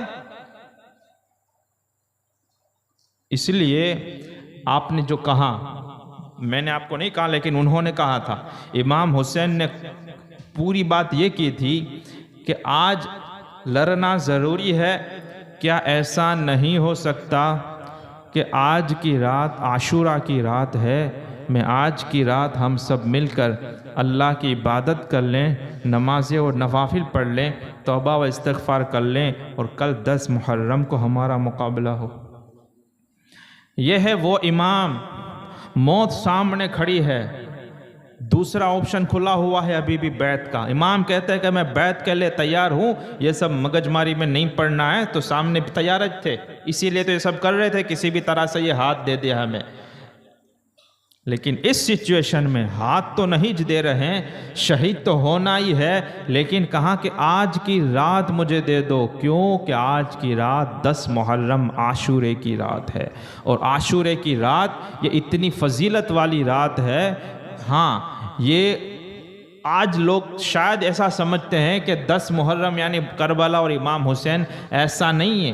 10 محرم کو عاشورے کے دن بڑے بڑے کام ہوئے، اللہ نے زمین اور آسمان اور چاند و سورج عاشورے کے دن پیدا فرمائے۔ پہلی بارش جو زمین پہ برسی ہے وہ 10 محرم عاشورے کے دن برسی ہے۔ حضرت آدم علیہ السلام کو جو توبہ قبول ہوئی ہے وہ بھی عاشورے کے دن ہوئی ہے۔ حضرت ابراہیم علیہ السلام کو آگ میں ڈالا گیا، جب آگ کو باغ بنا کر جب وہ باہر نکلے آگ سے، وہ دن بھی عاشورے کا تھا۔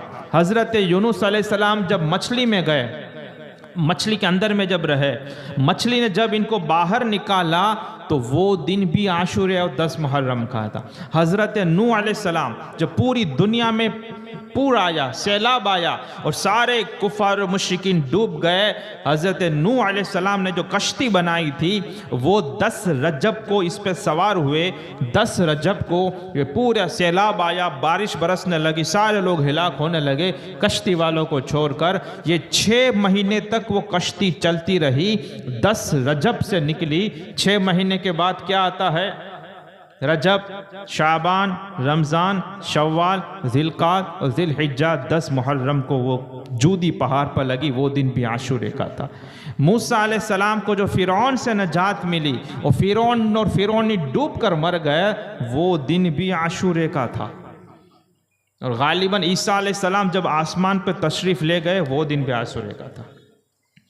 اسلام میں یہ 10ویں محرم کو اتنی اہمیت ہے کہ بڑے بڑے کام اور بڑے بڑے جو چیزیں ہوئی وہ 10 محرم عاشورے کے دن ہوئی، اور انہی بڑے کاموں میں سے ایک کام امام حسین کی شہادت ہے۔ یہ بہت بڑا واقعہ ہے، کوئی عام سا نہیں ہے، معمولی سا کہ تم کود کر ناچ کر بات ختم کر لو۔ بہت بہت بڑی بات ہے اگر آدمی غور کرے۔ میں نے کہا نا کہ جو کربلا صرف سمجھ لے، زندگی بدل جائے گی، اس کی زندگی بدل جائے گی۔ پریورتن کے لیے صرف یہی کافی ہے، لیکن سمجھے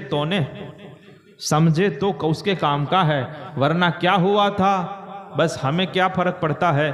ہمیں تو یہی دیکھنا ہے کہ کئی سبیل میں کئی نیاز چھے، کیا تیار چھے، کیا نیاز، بات ختم۔ نہیں، اتنا نہیں ہے محرم میں، عاشورے میں اتنا نہیں ہے، بہت کچھ ہے۔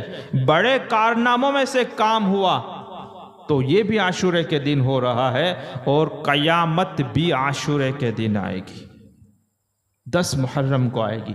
اسی لیے عاشورے کے دن یہ اتنا بڑا ہے کہ جب رسول پاک سرور دو عالم صلی اللہ علیہ وسلم مکہ شریف میں تھے، پھر مدینہ تشریف لائے ہجرت فرما کر، تو انہوں نے دیکھا کہ 10 محرم کو یہودی روزہ رکھتے ہیں۔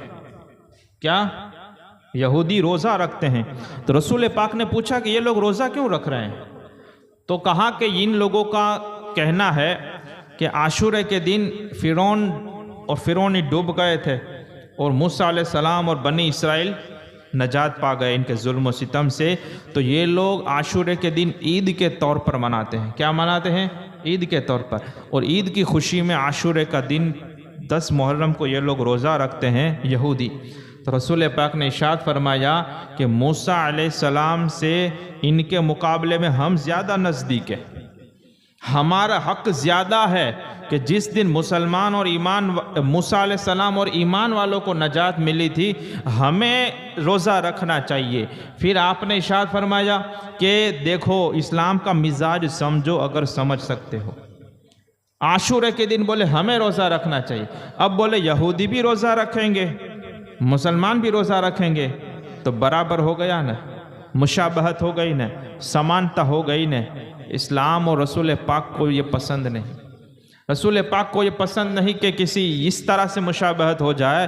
انہوں نے کہا کہ یہودی روزہ رکھتے ہیں ہم بھی رکھیں گے تو برابر ہو جائے گا، ہم ان کی مخالفت کریں گے، ہم عاشورے کا 1 دن نہیں 2 دن کا روزہ رکھیں گے، یعنی یا تو 9ویں اور 10ویں کو رکھیں گے یا 10ویں اور 11ویں کو رکھیں گے۔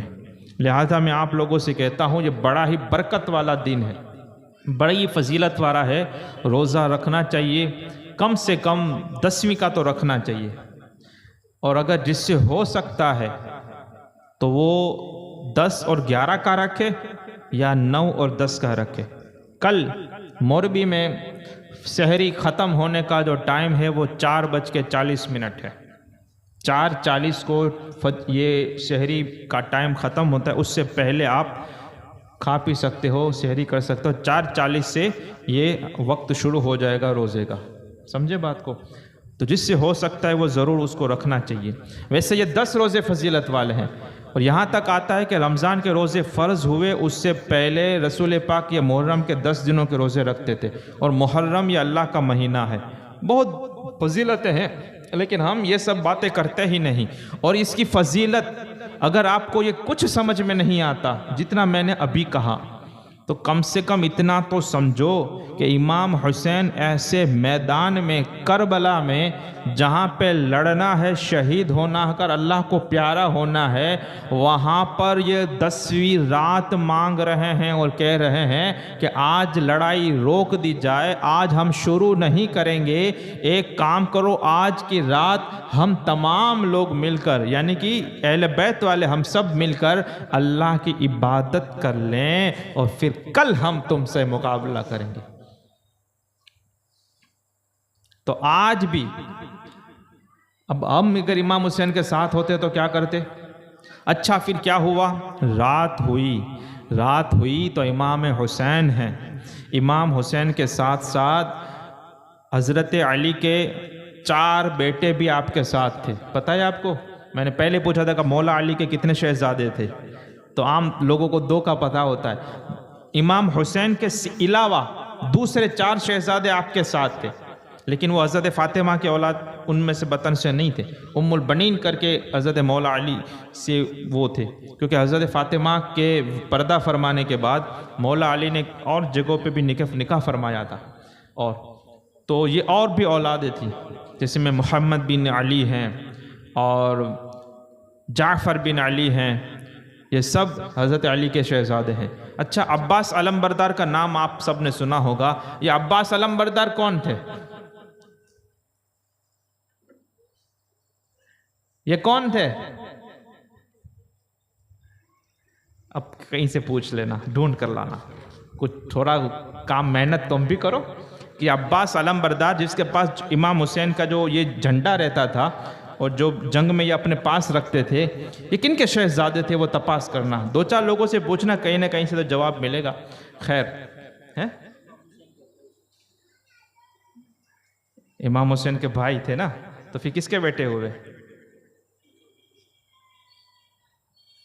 حضرت فاطمہ کے تو ایک جو تھے حضرت محسن، وہ تو بچپن میں چلے گئے، امام حسن بھی شہید ہو گئے تھے، تو پھر بھائی تھے تو کون سے والے بھائی تھے؟ سوچنے والی بات ہے۔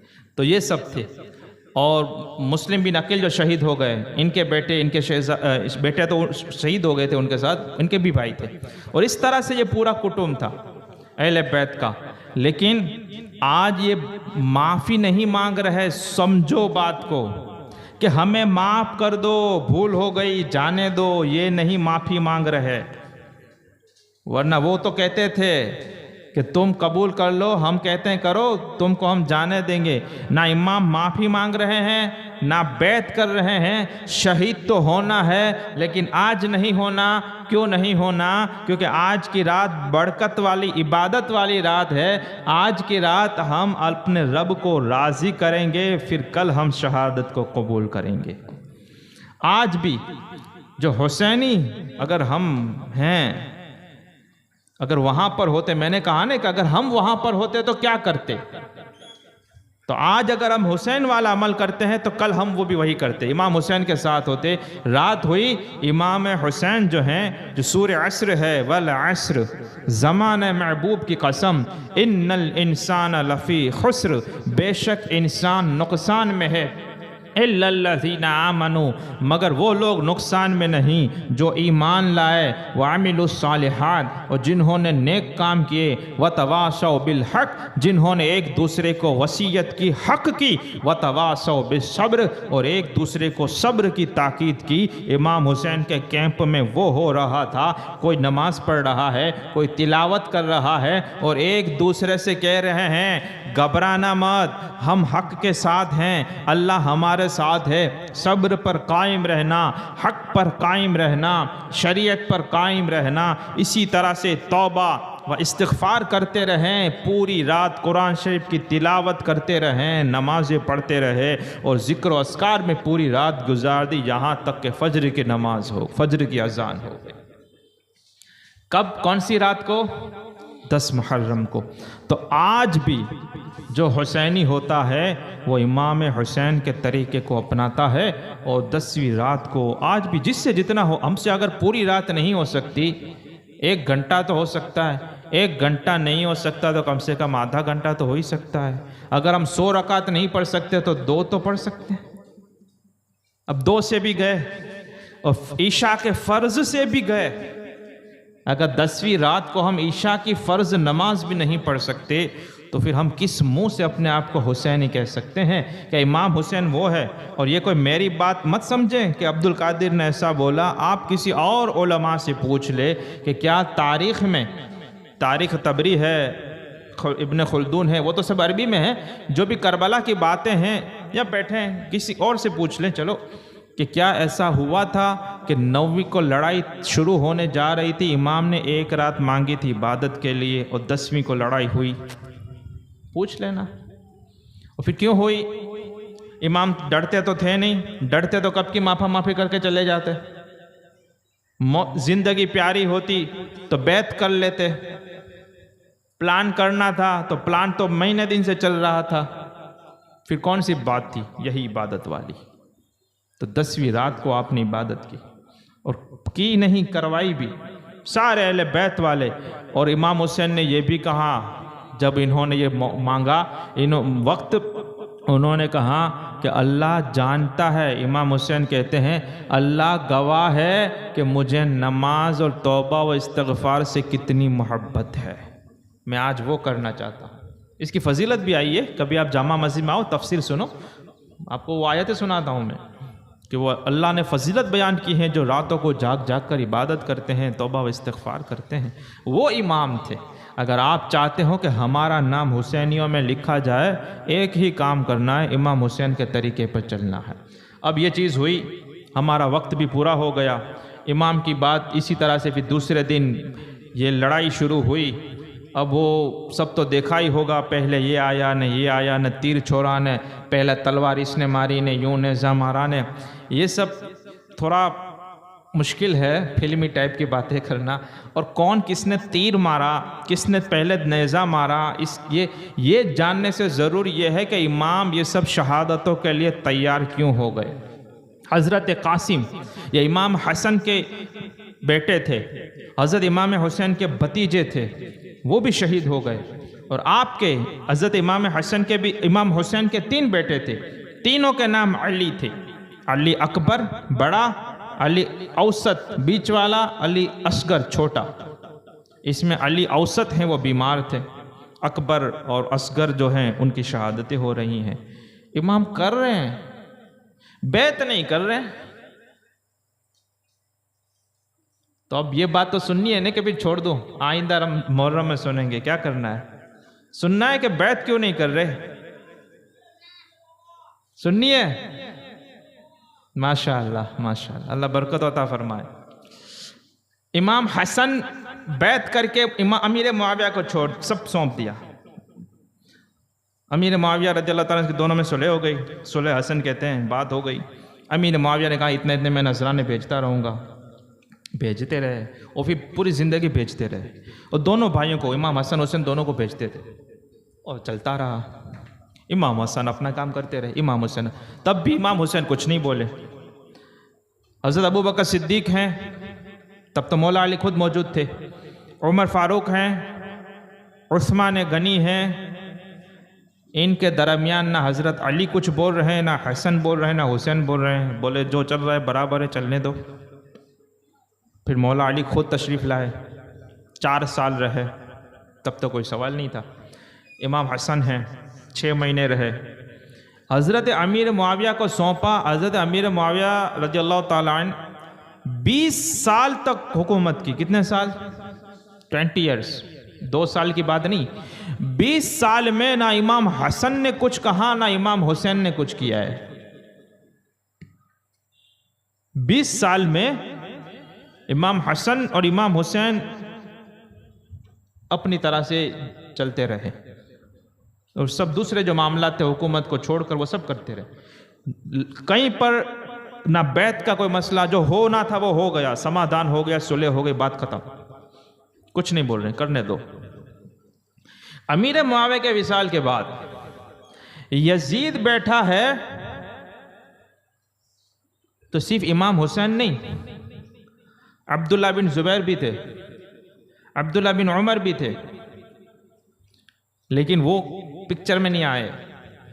عبداللہ بن عمر مسجد میں رہنے والے تھے، اور یہ بولے یہ سب مجھے مسجد برابر ہے، مجھے یہ سب نہیں آنا ہے۔ عبداللہ بن زبیر تھوڑا دماغ لگا دیتے کہ یہ بولے ابھی موقع نہیں ہے، موقع ملے گا تو وار کریں گے، اور پھر کیا بھی انہوں نے۔ جب امام حسین کی شہادت ہو گئی، عبداللہ بن زبیر نے سچ میں مکہ مدینہ حجاز والوں کو جمع کر کے یزید کے خلاف لڑائی کی تھی، بہت بڑا معاملہ ہوا، لیکن ہم وہاں تک پہنچتے نہیں۔ امام حسین شہید ہو گئے، نے سکینہ نے گھوڑے کا پاؤں پکڑ لیا، نے اسی میں ہمارا نکل جاتا ہے ٹائم۔ ارے وہ بات تو ہوئی، وہ تو ہم بیان ہی نہیں کر سکتے، ہماری طاقت ہی نہیں کہ وہ بیان کر سکے کیا کیا ہوا تھا۔ اس کی مثال ہمارا بچہ بخار آ جاتا ہے، ہمارے بچے کو سر درد کرتا ہے تو ہمیں بے چینی ہو جاتی ہے۔ اب ان کی شہادتیں بیان کرنا کوئی کھیل ہے؟ نہیں ہو سکتا، لیکن جو ہوتے ہیں نا کلاکار وہ کر لیتے ہیں، ان کو پھر اسی سے ایموشنل کرنا ہوتا ہے۔ میں کہتا ہوں کہ یہ سب کیوں ہو رہا ہے؟ امام حسین یزید کی بیعت کے لیے تیار نہیں ہوئے، کیوں؟ اس لیے کہ امام حسین کی نظر میں یزید خلافت کے لائق نہیں تھا، نالائق تھا، اور جو نالائق ہو اس کو کبھی بھی حق پسند آدمی سردار نہیں بنا سکتا۔ جو لائق نہ ہو تو وہ کبھی بھی اس سے بیعت نہیں کر سکتا۔ اب آپ نے تو مان لیا کہ نالائق تھا، لیکن میں پوچھتا ہوں کہ وہ کون سی باتیں تھی کہ امام نے اس کو نالائق ٹھہرایا؟ وہ کون سی اس میں باتیں تھی کہ ان کے باپ جو ہیں والد 20 سال تک حکومت کر رہے ہیں، نہ امام حسن کچھ بول رہے ہیں، نہ امام حسین بول رہے ہیں۔ یزید کے آتے ہوئے 15 دن نہیں ہوئے، امام حسین نے کہا کہ یہ آدمی مسلمانوں کا خلیفہ نہیں ہو سکتا، یہ علی کا بیٹا اس کا ویرودھ کرتا ہے۔ سننا ہے وہ باتیں؟ یزید میں سب سے پہلی بات تو یہ کہ امام حسین کو جو فضیلت حاصل ہے وہ یزید کو نہیں ہے، اگر وہ نیک بھی ہو تو بھی، کیونکہ ان کا پورا معاملہ ہی الگ ہے۔ یہ تو ایک تو ابن رسول اللہ ہیں، شیر خدا کے بیٹے ہیں، تو ایک تو وہ کمپیریزن تھی ہی نہیں۔ تو وہ نسب اور علم کی بات کریں تو علم میں بھی یہ دونوں برابر نہیں تھے، لیکن امام کا مدعا نہ یہ تھا کہ میں علم میں زیادہ ہوں، نہ یہ کہ میں اتنے بڑے گھرانے کا ہوں۔ تو مسئلہ کیا تھا؟ مسئلہ یہ تھا کہ یزید کے کچھ عمل ایسے تھے جس سے امام حسین کو نفرت تھی، اور امام حسین کو نفرت اس لیے تھی کہ رسول اللہ کو بھی ان سے نفرت تھی. یزید ایسے کام کرتا تھا. تو پھر کیا ہم ایسے کام کر سکتے ہیں جیسے امام حسین اور رسول پاک ناراض ہو اور یزید راضی ہو؟ سنیں، یزید میں سب سے پہلی خرابی تھی.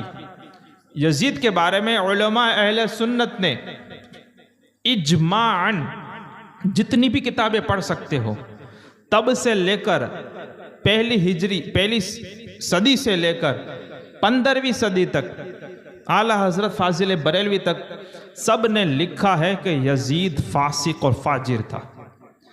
اب ہمیں کیا پتہ چلتا ہے فاسق اور فاجر میں؟ کہیں گھائی سے ہوئے، کہیں بولتا تھا باپو. نہیں، میں آپ کو سمجھاتا ہوں. امام حسین کو یزید اس لیے پسند نہیں تھا کہ یزید کے کچھ عمل ایسے تھے. اس میں سے پہلا جو عمل تھا جن کے بارے میں مسلمانوں میں یہ بات پھیلی تھی، وہ یہ تھی کہ یزید نماز کی پابندی نہیں کرتا تھا. کبھی پڑھ لیتا، کبھی چھوڑ دیتا، ٹھیک لگے تو پڑھوانو، اپنی موج میں رہوانو. یہ پہلی خرابی تھی جس کے بارے میں کہا گیا کہ وہ بے نمازی تھا. بے نمازی کا مطلب یہ نہیں ہوتا کہ کبھی پڑھتا ہی نہیں تھا، پڑھتا تھا. کبھی پڑھتا، کبھی چھوڑ دیتا، ٹھیک لگے تو پڑھوانو، کام ہوئے تو مکی دیوانو. یہ یزید میں خرابی تھی. اور جو بالکل پرہیز نہیں، وہ تو یزید سے بھی گیا، اس سے بھی نیچے کیٹیگری میں آ گیا. جو جمعہ یزید جمعہ والا نہیں تھا، پڑھتا تھا، کبھی پڑھے کبھی چھوڑ دے. تو یہ وہ خرابی تھی کہ جس میں یہ عیب ہو وہ کبھی سردار نہیں بن سکتا. اور امام حسین نے کہا کہ یہ آدمی نہیں چلے گا. دوسری خرابی جو یزید میں تھی، جن کے بارے میں فرمایا گیا، لکھا گیا ہے، وہ تھا کہ وہ شراب بھی کبھی کبھی پیگ مار لیتا تھا. اور یہ خبر مشہور ہونے لگی کہ یہ کبھی کبھی پی لیتا ہے. تو اس کا مطلب کہ اگر یہ سب گناہ کبیرہ ہیں، نماز چھوڑنا، شراب پینا، تو جس میں گناہ کبیرہ کھلم کھلا آدمی کرتا ہو، پھر وہ امامت کے لائق نہیں رہتا. ہاں، یہ بھی بتا دو، یہ جو امیر المومنین خلافت ہے اس کو امامت کبریٰ کہتے ہیں. یہ بڑی والی امامت ہے. اور نماز میں جو امامت ہے اس کو امامت صغریٰ کہتے ہیں. تو یہ امامت کے لائق نہیں رہتا ہے. امام حسین نے یزید کو ریجیکٹ کیا. پہلی وجہ کیا؟ نماز چھوڑ دیتا تھا. دوسری وجہ شراب پی لیا کرتا تھا. اور تیسری وجہ یہ تھی کہ اس نے کچھ ایسے کام کیے تھے کہ جس سے نکاح کرنا اسلام میں حرام ہے. اس نے کہا تھا کہ یہ بھی چال ہے مانتا. اب اس کی ڈیٹیل میں نہیں جاتا ہوں کہ جن سے رشتہ حرام ہوتا ہے، نکاح حرام ہوتا ہے، اس میں بھی اس نے چھٹک باری نکالی تھی. یہ تیسرا. اور ایک وجہ یہ بھی بیان کی جاتی ہے کہ یہ سنگیت کا رسیا تھا. اس کو میوزک میں مزہ آتا تھا، سنگیت پسند تھا. ڈھول ہے، باجے ہیں، وہ جو میوزک پورا جو ہوتا ہے. اور میوزک امام حسین کو پسند نہیں تھا، یزید کو پسند تھا. تو امام حسین اتنی حد تک گئے کہ جس کو جو نمازیں چھوڑتا ہو، ڈھول باجے بجاتا ہو، شراب کا عادی ہو، اور جو حرام کو حلال کہتا ہو، اس کے سامنے رہ کر حسین اپنے علی اصغر بچے کو، اپنے جوان اکبر کو، علی اکبر کو، اپنے بھتیجوں کو، بھانجوں کو، بھائیوں کو شہید تو کروا سکتا ہے، لیکن ایسے کو کبھی امیر المومنین نہیں مان سکتا. ایسے بدبخت اور نالائق آدمی کے ہاتھ میں ہاتھ نہیں دے سکتا ہے. اور پھر یہ سب امام حسین کو کیوں پسند نہیں تھا؟ کیونکہ یہ رسول پاک کو بھی پسند نہیں تھا. اللہ کے رسول نے ارشاد فرمایا کہ میری امت میں کچھ ایسے لوگ آخر زمانے میں آئیں گے جو ڈھول باجے کو حلال کریں گے، ریشم کو حلال کریں گے، اور دارو کے نام بدل بدل کر پئیں گے، برانڈ بدل بدل کر پئیں گے. تو فرمایا اللہ کے رسول پاک بھائی، میں بات کن لوگوں سے کرتا ہوں؟ کن لوگوں سے کر رہا ہوں؟ جنہوں نے محمد رسول اللہ کا کلمہ پڑھا ہوا ہے. میں نے بھی پڑھا ہے، آپ نے بھی پڑھا ہے. مجھے بھی ان کی بات ماننی ہے، آپ کو بھی ان کی بات ماننی ہے. ضروری ہے. امام حسین نے بھی مانی، تبھی تو یزید کو ریجیکٹ کیا. ورنہ جیسا امیر معاویہ کے ساتھ ہوا، یہ نہ کر لیتے کہ بھائی مزہ کرنے، تیرے کو جو کرنے کر، میرے کو کیا. نہیں. اور امام حسین نے اس میٹر کو سیریسلی لیا کہ اگر جو تخت پہ بیٹھا ہے وہ نمازیں نہیں پڑھے گا، وہ ڈھول باجے بجائے گا، وہ شراب پیے گا اور وہ حرام کام کرے گا، تو اس کا اثر مسلمانوں میں ہوگا، لوگوں کو اس کی عادت خراب ہو جائے گی، لوگ سمجھیں گے کہ ہمارا لیڈر اور خلیفہ اگر کرتا ہے تو جائز ہوگا، حلال ہوگا، صحیح ہوگا، اور کوئی بول تو نہیں رہا ہے، کوئی کہیں کہتو نہیں آپ پہلی وقت عبدالقادر آؤ کیدو امام حسین نے وہ نہیں ہونے دیا، بولے کوئی بولے کہ نہ بولے یہ علی کا بیٹا حسین ضرور بولے گا، یہ مقابلہ کرے گا، سچ کو سچ اور جھوٹ کو جھوٹ بولیں گے، ہم جو بولیں وہی صداقت ہے، ہمارے منہ میں تمہاری زبان تھوڑی ہے۔ یہ تھا امام حسین کا موقف۔ اور ڈھول باجے کو وہ حدیث سنا دیتا ہوں، رسول پاک نے فرمایا کہ یہ سب ان کو حلال کریں گے، شراب کے نام بدل بدل کے پئیں گے، ڈھول باجے بجائیں گے، ریشم اور یہ سب پہنیں گے، وہ سب کریں گے، تو پھر ان پر یہ ہوگا، رسول پاک فرماتے ہیں کہ ان پر پتھر برسائے جائیں گے ان قوموں پر، اور ان کے منہ سور اور بندر جیسے کر دیے جائیں گے، یعنی کہ اللہ کا عذاب آئے گا ایسے لوگوں پر جو میری امت میں ہوں گے اور یہ سب کریں گے۔ تو اب جب رسول پاک کی یہ بات ہے تو امام حسین کو کب یہ یزید برداشت ہو سکتا ہے کہ جو کھلم کھلا شریعت کی مخالفت کرے؟ تو اب آپ کو سمجھ میں آیا۔ آج بھی اگر آپ چاہتے ہو کہ ہمارا شمار امام حسین والوں میں ہو جائے، رستہ بالکل کلیئر ہے، حسین والے عمل کرو آپ حسینی ہو، یزید والے عمل کرو یزیدی ہو۔ جو حسین والے عمل کرتا ہے ان کے امام حسین ہے، جو یزید والے عمل کرتا ہے اس کا امام یزید ہے۔ آئی بات سمجھ میں؟ اور پھر یہ جو کام تھے یزید کے جو کرتا تھا وہ کون سے کام تھے؟ کہ وہ کام تھے جو لوگ جاہلیت کے زمانے میں کرتے تھے، رسول پاک کے پہلے آنے سے پہلے جو کرتے تھے وہ کھلی گمراہی میں تھے، وہ گمراہی والے کام تھے۔ امام حسین نے ہدایت کا رستہ بتایا اور یہ پیغام دیا کہ اگر کوئی شخص کے پاس طاقت ہو، سطح ہو، فوج ہو، مال ہو، دولت ہو، سب کچھ ہو، لیکن جب شریعت کے خلاف وہ بات کرے تو اس کے سامنے اٹل نڈر اور اٹوٹ ہو کر ایسے کھڑے رہ جاؤ کہ جان تو چلی جائے لیکن شریعت تمہارے ہاتھ سے نہیں جانی چاہیے۔ جان تو چلی جائے لیکن جو رسول پاک کا جو فرمان ہے اس کے ساتھ کمپرومائز نہیں کیا جا سکتا، ورنہ سیدھی سی بات تھی، امام کہہ دیتے کہ یزید کے ہاتھ میں ہاتھ دیتا ہوں، بات ختم ہو جاتی، لیکن کہا کہ میں بیعت تو کر لیتا، لیکن اس میں یہ چیزیں ہیں کہ یہ نمازیں نہیں پڑھتا ہے، یہ موسیقی اور میوزک سنتا ہے، اور یہ سب اور بھی بہت ساری خرابی تھی، جیسے جانوروں کو پالنا، ان کے ساتھ کھیلنا، ایسی بہت گندی گندی حرکتیں کرتا تھا جو ایک نیک مسلمان نہیں کر سکتا ہے۔ امام حسین نے ان کی بات نہیں مانی، آخر کار خود اکیلے شہید نہیں ہوئے، اپنے ساتھ 72 کل ملا کر 72 لوگوں نے شہادت کی، اور صرف امام کا یہ موقف نہیں تھا، سب کا یہی موقف تھا۔ اور آگے چل کر یہ بتا دوں کہ یہ تو اچانک سے ہوا کہ آپ نکلے تھے کوفہ کے لیے اور لڑائی ہو گئی، شہادتیں ہو گئی، لڑنے کے لیے تو نکلے ہی نہیں تھے، ورنہ پورا مکہ اور مدینہ پورا عرب لڑنے کے لیے نکل پڑتا، تو یہ تو ہوا ہی نہیں، یہ پھر بعد میں ہوا۔ جب یہ ہو گیا، جب یہ شہادتیں ہو گئی، پھر اور جب عبداللہ بن زبیر وغیرہ پھر حدیثیں ملتی ہیں، یزید کے سامنے باقاعدہ بڑوا ہوا تھا، لوگ روڈ پر آ گئے تھے اور کہاں اس کو ہٹاؤ، اور پھر بتانے والے بتاتے ہیں کہ ہم نے بڑوا اور خروج اس کے سامنے تب کیا جب ہم کو لگا کہ یزید کی حرکتوں کی وجہ سے ہم پر آسمان سے پتھر برسائے جائیں گے، اتنی حد تک وہ چلا گیا تھا۔ امام پہلے پہچان گئے تھے کہ اگر اس کو چھوٹ دے دی جائے، اور امام حسین کی شہادت سے کیا ملا؟ کچھ وہابیوں کو تکلیف ہوتی ہے، بولے کیا ہوا، نہیں کرنا چاہیے، نہیں، امام حسین نے ایک اور بڑا کام کیا، وہ یہ کام کیا، یزید یہ چاہتا تھا کہ امام حسین مجھ سے بیعت کر لیں، میں ان کو لاکھوں روپے نذرانے دوں، ان کو راضی رکھوں اور سارے ڈیسیزن میں لوں۔ امام حسین نے کہا کہ ڈیسیزن تو علم والا ہی لے گا، شریعت والا ہی لے گا، تجھے ہم لینے ہی نہیں دیں گے۔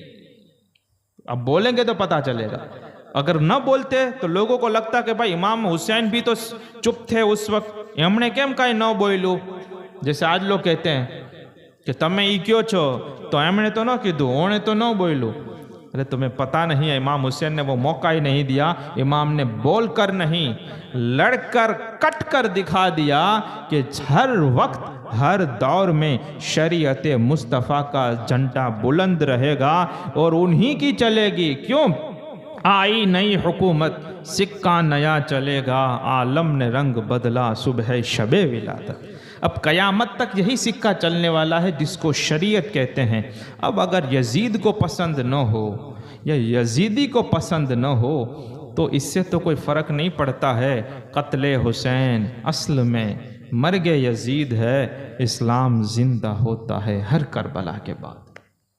اللہ تعالیٰ سے دعا ہے کہ اللہ تعالیٰ مجھے اور آپ کو حق پر رکھے، حق پر چلائے، حق پر جلائے، حق پر مارے، اور امام حسین کی محبت بھی ایسی عطا کرے کہ ہم امام حسین کے طریقے پر چلیں۔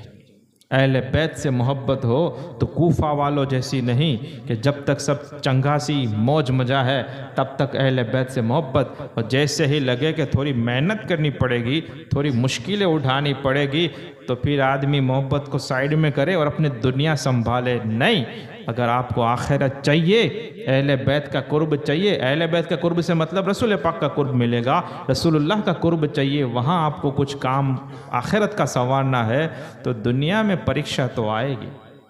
کسی پر چھوٹی آتی ہے، کسی پہ بڑی آتی ہے، کسی کو تھوڑا وقت کے لیے آتی ہے، کوئی کو زیادہ وقت کے لیے آتی ہے، لیکن کیا کرنا چاہیے؟ میں آپ کو آخری کربلا کا واقعہ سناتا ہوں، وہی کرنا چاہیے جو حر نے کر کے دکھایا۔ امام کے سامنے آئے، لیکن لڑائی جب شروع ہونے لگی، امام نے زبردست خطبہ دیا اور کہا کہ لوگ کوفہ والو، یزیدیو سنو، آج پوری دنیا میں کسی نبی کا کوئی نواسا نہیں ہے میرے سوا، ایک میں اکیلا پوری روئے زمین پر، ایک میں اکیلا نواسا ہوں، کوئی نبی کا کوئی نواسا آج میرے سوا نہیں ہے۔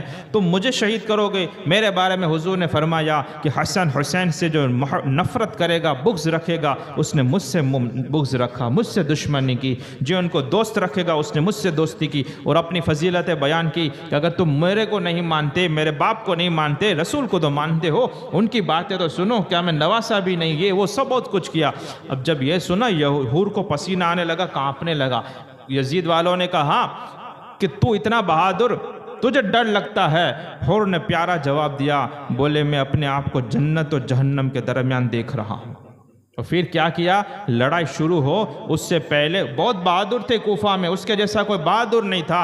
حور نے کہا کہ یہ سب بہادری بعد میں تو جاتا ہوں امام کے پاس۔ ایک گھوڑے کو ایڑ لگائی، سیدھا سامنے کے کیمپ میں پہنچ گئی، امام کے قدموں میں کہنے لگے میری غلطی ہو گئی، میں نے تب آپ کو جانے نہیں دیا تھا، اب میری خطاؤں کو معاف کریں، دعا کرے اللہ میری بخشش فرما دے، اور میں آپ پر قربان ہونا چاہتا ہوں۔ ہم کہتے ہیں قربان کا مطلب یہ تھا کہ امام حسین کھڑے تھے، حور لڑتے لڑتے شہید ہو گئے۔ آئے تھے یزید کے لشکر سے، کہنے والے نے، کسی شاعر نے کیا کہا ہے، وہ اس پر میں اپنی بات کو ختم کرتا ہوں۔ وہ کیا کہا ہے، ایک شاعر ہیں، انہوں نے یہ فرمایا کہ ہزاروں میں 72 تن تھے وہ صبر و رضا والے، ہزاروں میں 72 تن تھے وہ صبر و رضا والے، حقیقت میں خدا ان کا تھا اور وہ تھے خدا والے، حقیقت میں خدا ان کا تھا اور وہ تھے خدا والے۔ اور حر نے فوج شام سے نکلتے ہوئے یہ فرمایا، حر نے فوج شام سے نکلتے ہوئے یہ فرمایا، یوں نکلتے ہیں جہنم سے خدا والے، یوں نکلتے ہیں جہنم سے خدا والے۔ اور جب امام حسین سے پوچھ گیا کہ تمہارو گام کیوں، تمہارو وطن کیوں، تو کیا جواب دیا؟ اور جب کسی نے وطن کے بارے میں پوچھا امام سے، جب کسی نے وطن کے بارے میں پوچھا تو یوں ارشاد فرمایا کہ پہلے تھے مدینے پہلے کہلاتے تھے مدینہ والے، اب ہیں ہم کربلا والے، پہلے کہلاتے تھے مدینہ والے، اب ہم ہیں کربلا والے۔ اور حسین کی مدد کوئی کیسے کر سکتا تھا؟ حسین کی مدد کوئی کیسے کر سکتا تھا؟ وہ خود مشکل کشا تھے اور تھے مشکل کشا والے۔ وہ خود مشکل کشا تھے اور تھے مشکل کشا والے۔ تو آج ہمارے سامنے بھی یہ چیزیں ہیں جو حر کے سامنے تھی کہ ایک طرف حکومت ہے، ایک طرف لشکر ہے، ایک طرف مال و دولت ہے، گورنر ہمارا ہے اور امیر المومنین نہیں، حقیقت میں تو نہیں لیکن یہ لوگ مانتے تھے، یزید ان کا تھا، سب ان کا تھا، اور سامنے صرف شہید ہونا تھا۔ امام حسین کے پاس 22,000 ہے بھائی، ایک آدمی کتنوں سے لڑے گا؟ کتنوں سے؟ کرامت تو دکھانی ہی نہیں تھی۔ کرامت کا تو سوال، ویسے بھی کرامتیں بھی ہوئی ہیں کربلا میں، ہمارے پاس وقت نہیں رہتا، 10 دنوں میں ہم کیا بیان کر سکتے ہیں، بہت تھوڑا سا وقت رہتا ہے، لیکن وہاں کرامتیں بھی ہوئی۔ ورنہ اتنا سمجھ لے کہ امام حسین کی آل میں آنے والے غریب نواز اگر ان پر پانی بند ہو اور کانسا بھیج کے کہیں بولے جا معین الدین بلا رہا ہے، تو انا ساگر کو اگر کانسے میں جمع کر لے، اور یہ کون ہے؟ امام حسین۔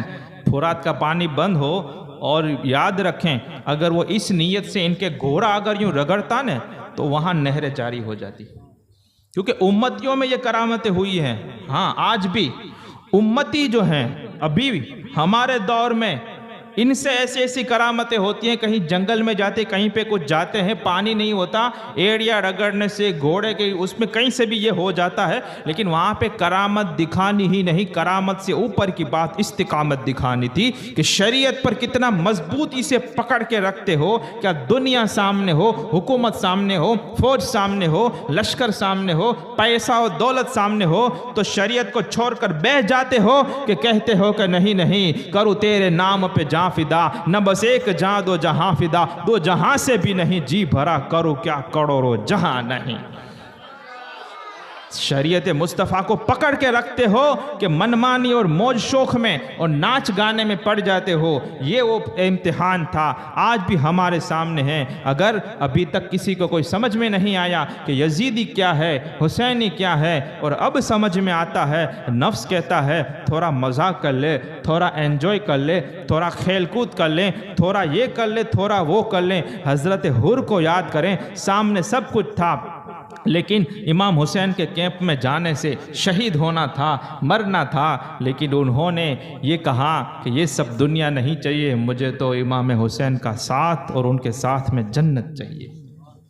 تو آج بھی آپشن کھلا ہوا ہے، آپ بھی اپنے نفس کی ایڑی گورے کو ایڑ لگاؤ اور یزیدیوں والے کاموں کو چھوڑ کر حسینی کیمپ میں داخلہ لے لو، اللہ تعالی ہمارا حشر بھی امام حسین والوں کے ساتھ فرمائے گا۔ اللہ تعالیٰ میرا اور آپ کا خاتمہ بالخیر فرمائے، ایمان کی سلامتی نصیب فرمائے، سچی سمجھ عطا فرمائے، اور کسی بھی طرح کی اتنے بیانوں میں کوئی غلطی بھول چک ہو گئی ہو، میں اعلان توبہ و رجوع کرتا ہوں، استغفر اللہ الذی لا الہ الا هو الحی القیوم واتوب الیہ، اشہد ان لا الہ الا اللہ وحدہ لا شریک لہ واشہد ان محمدا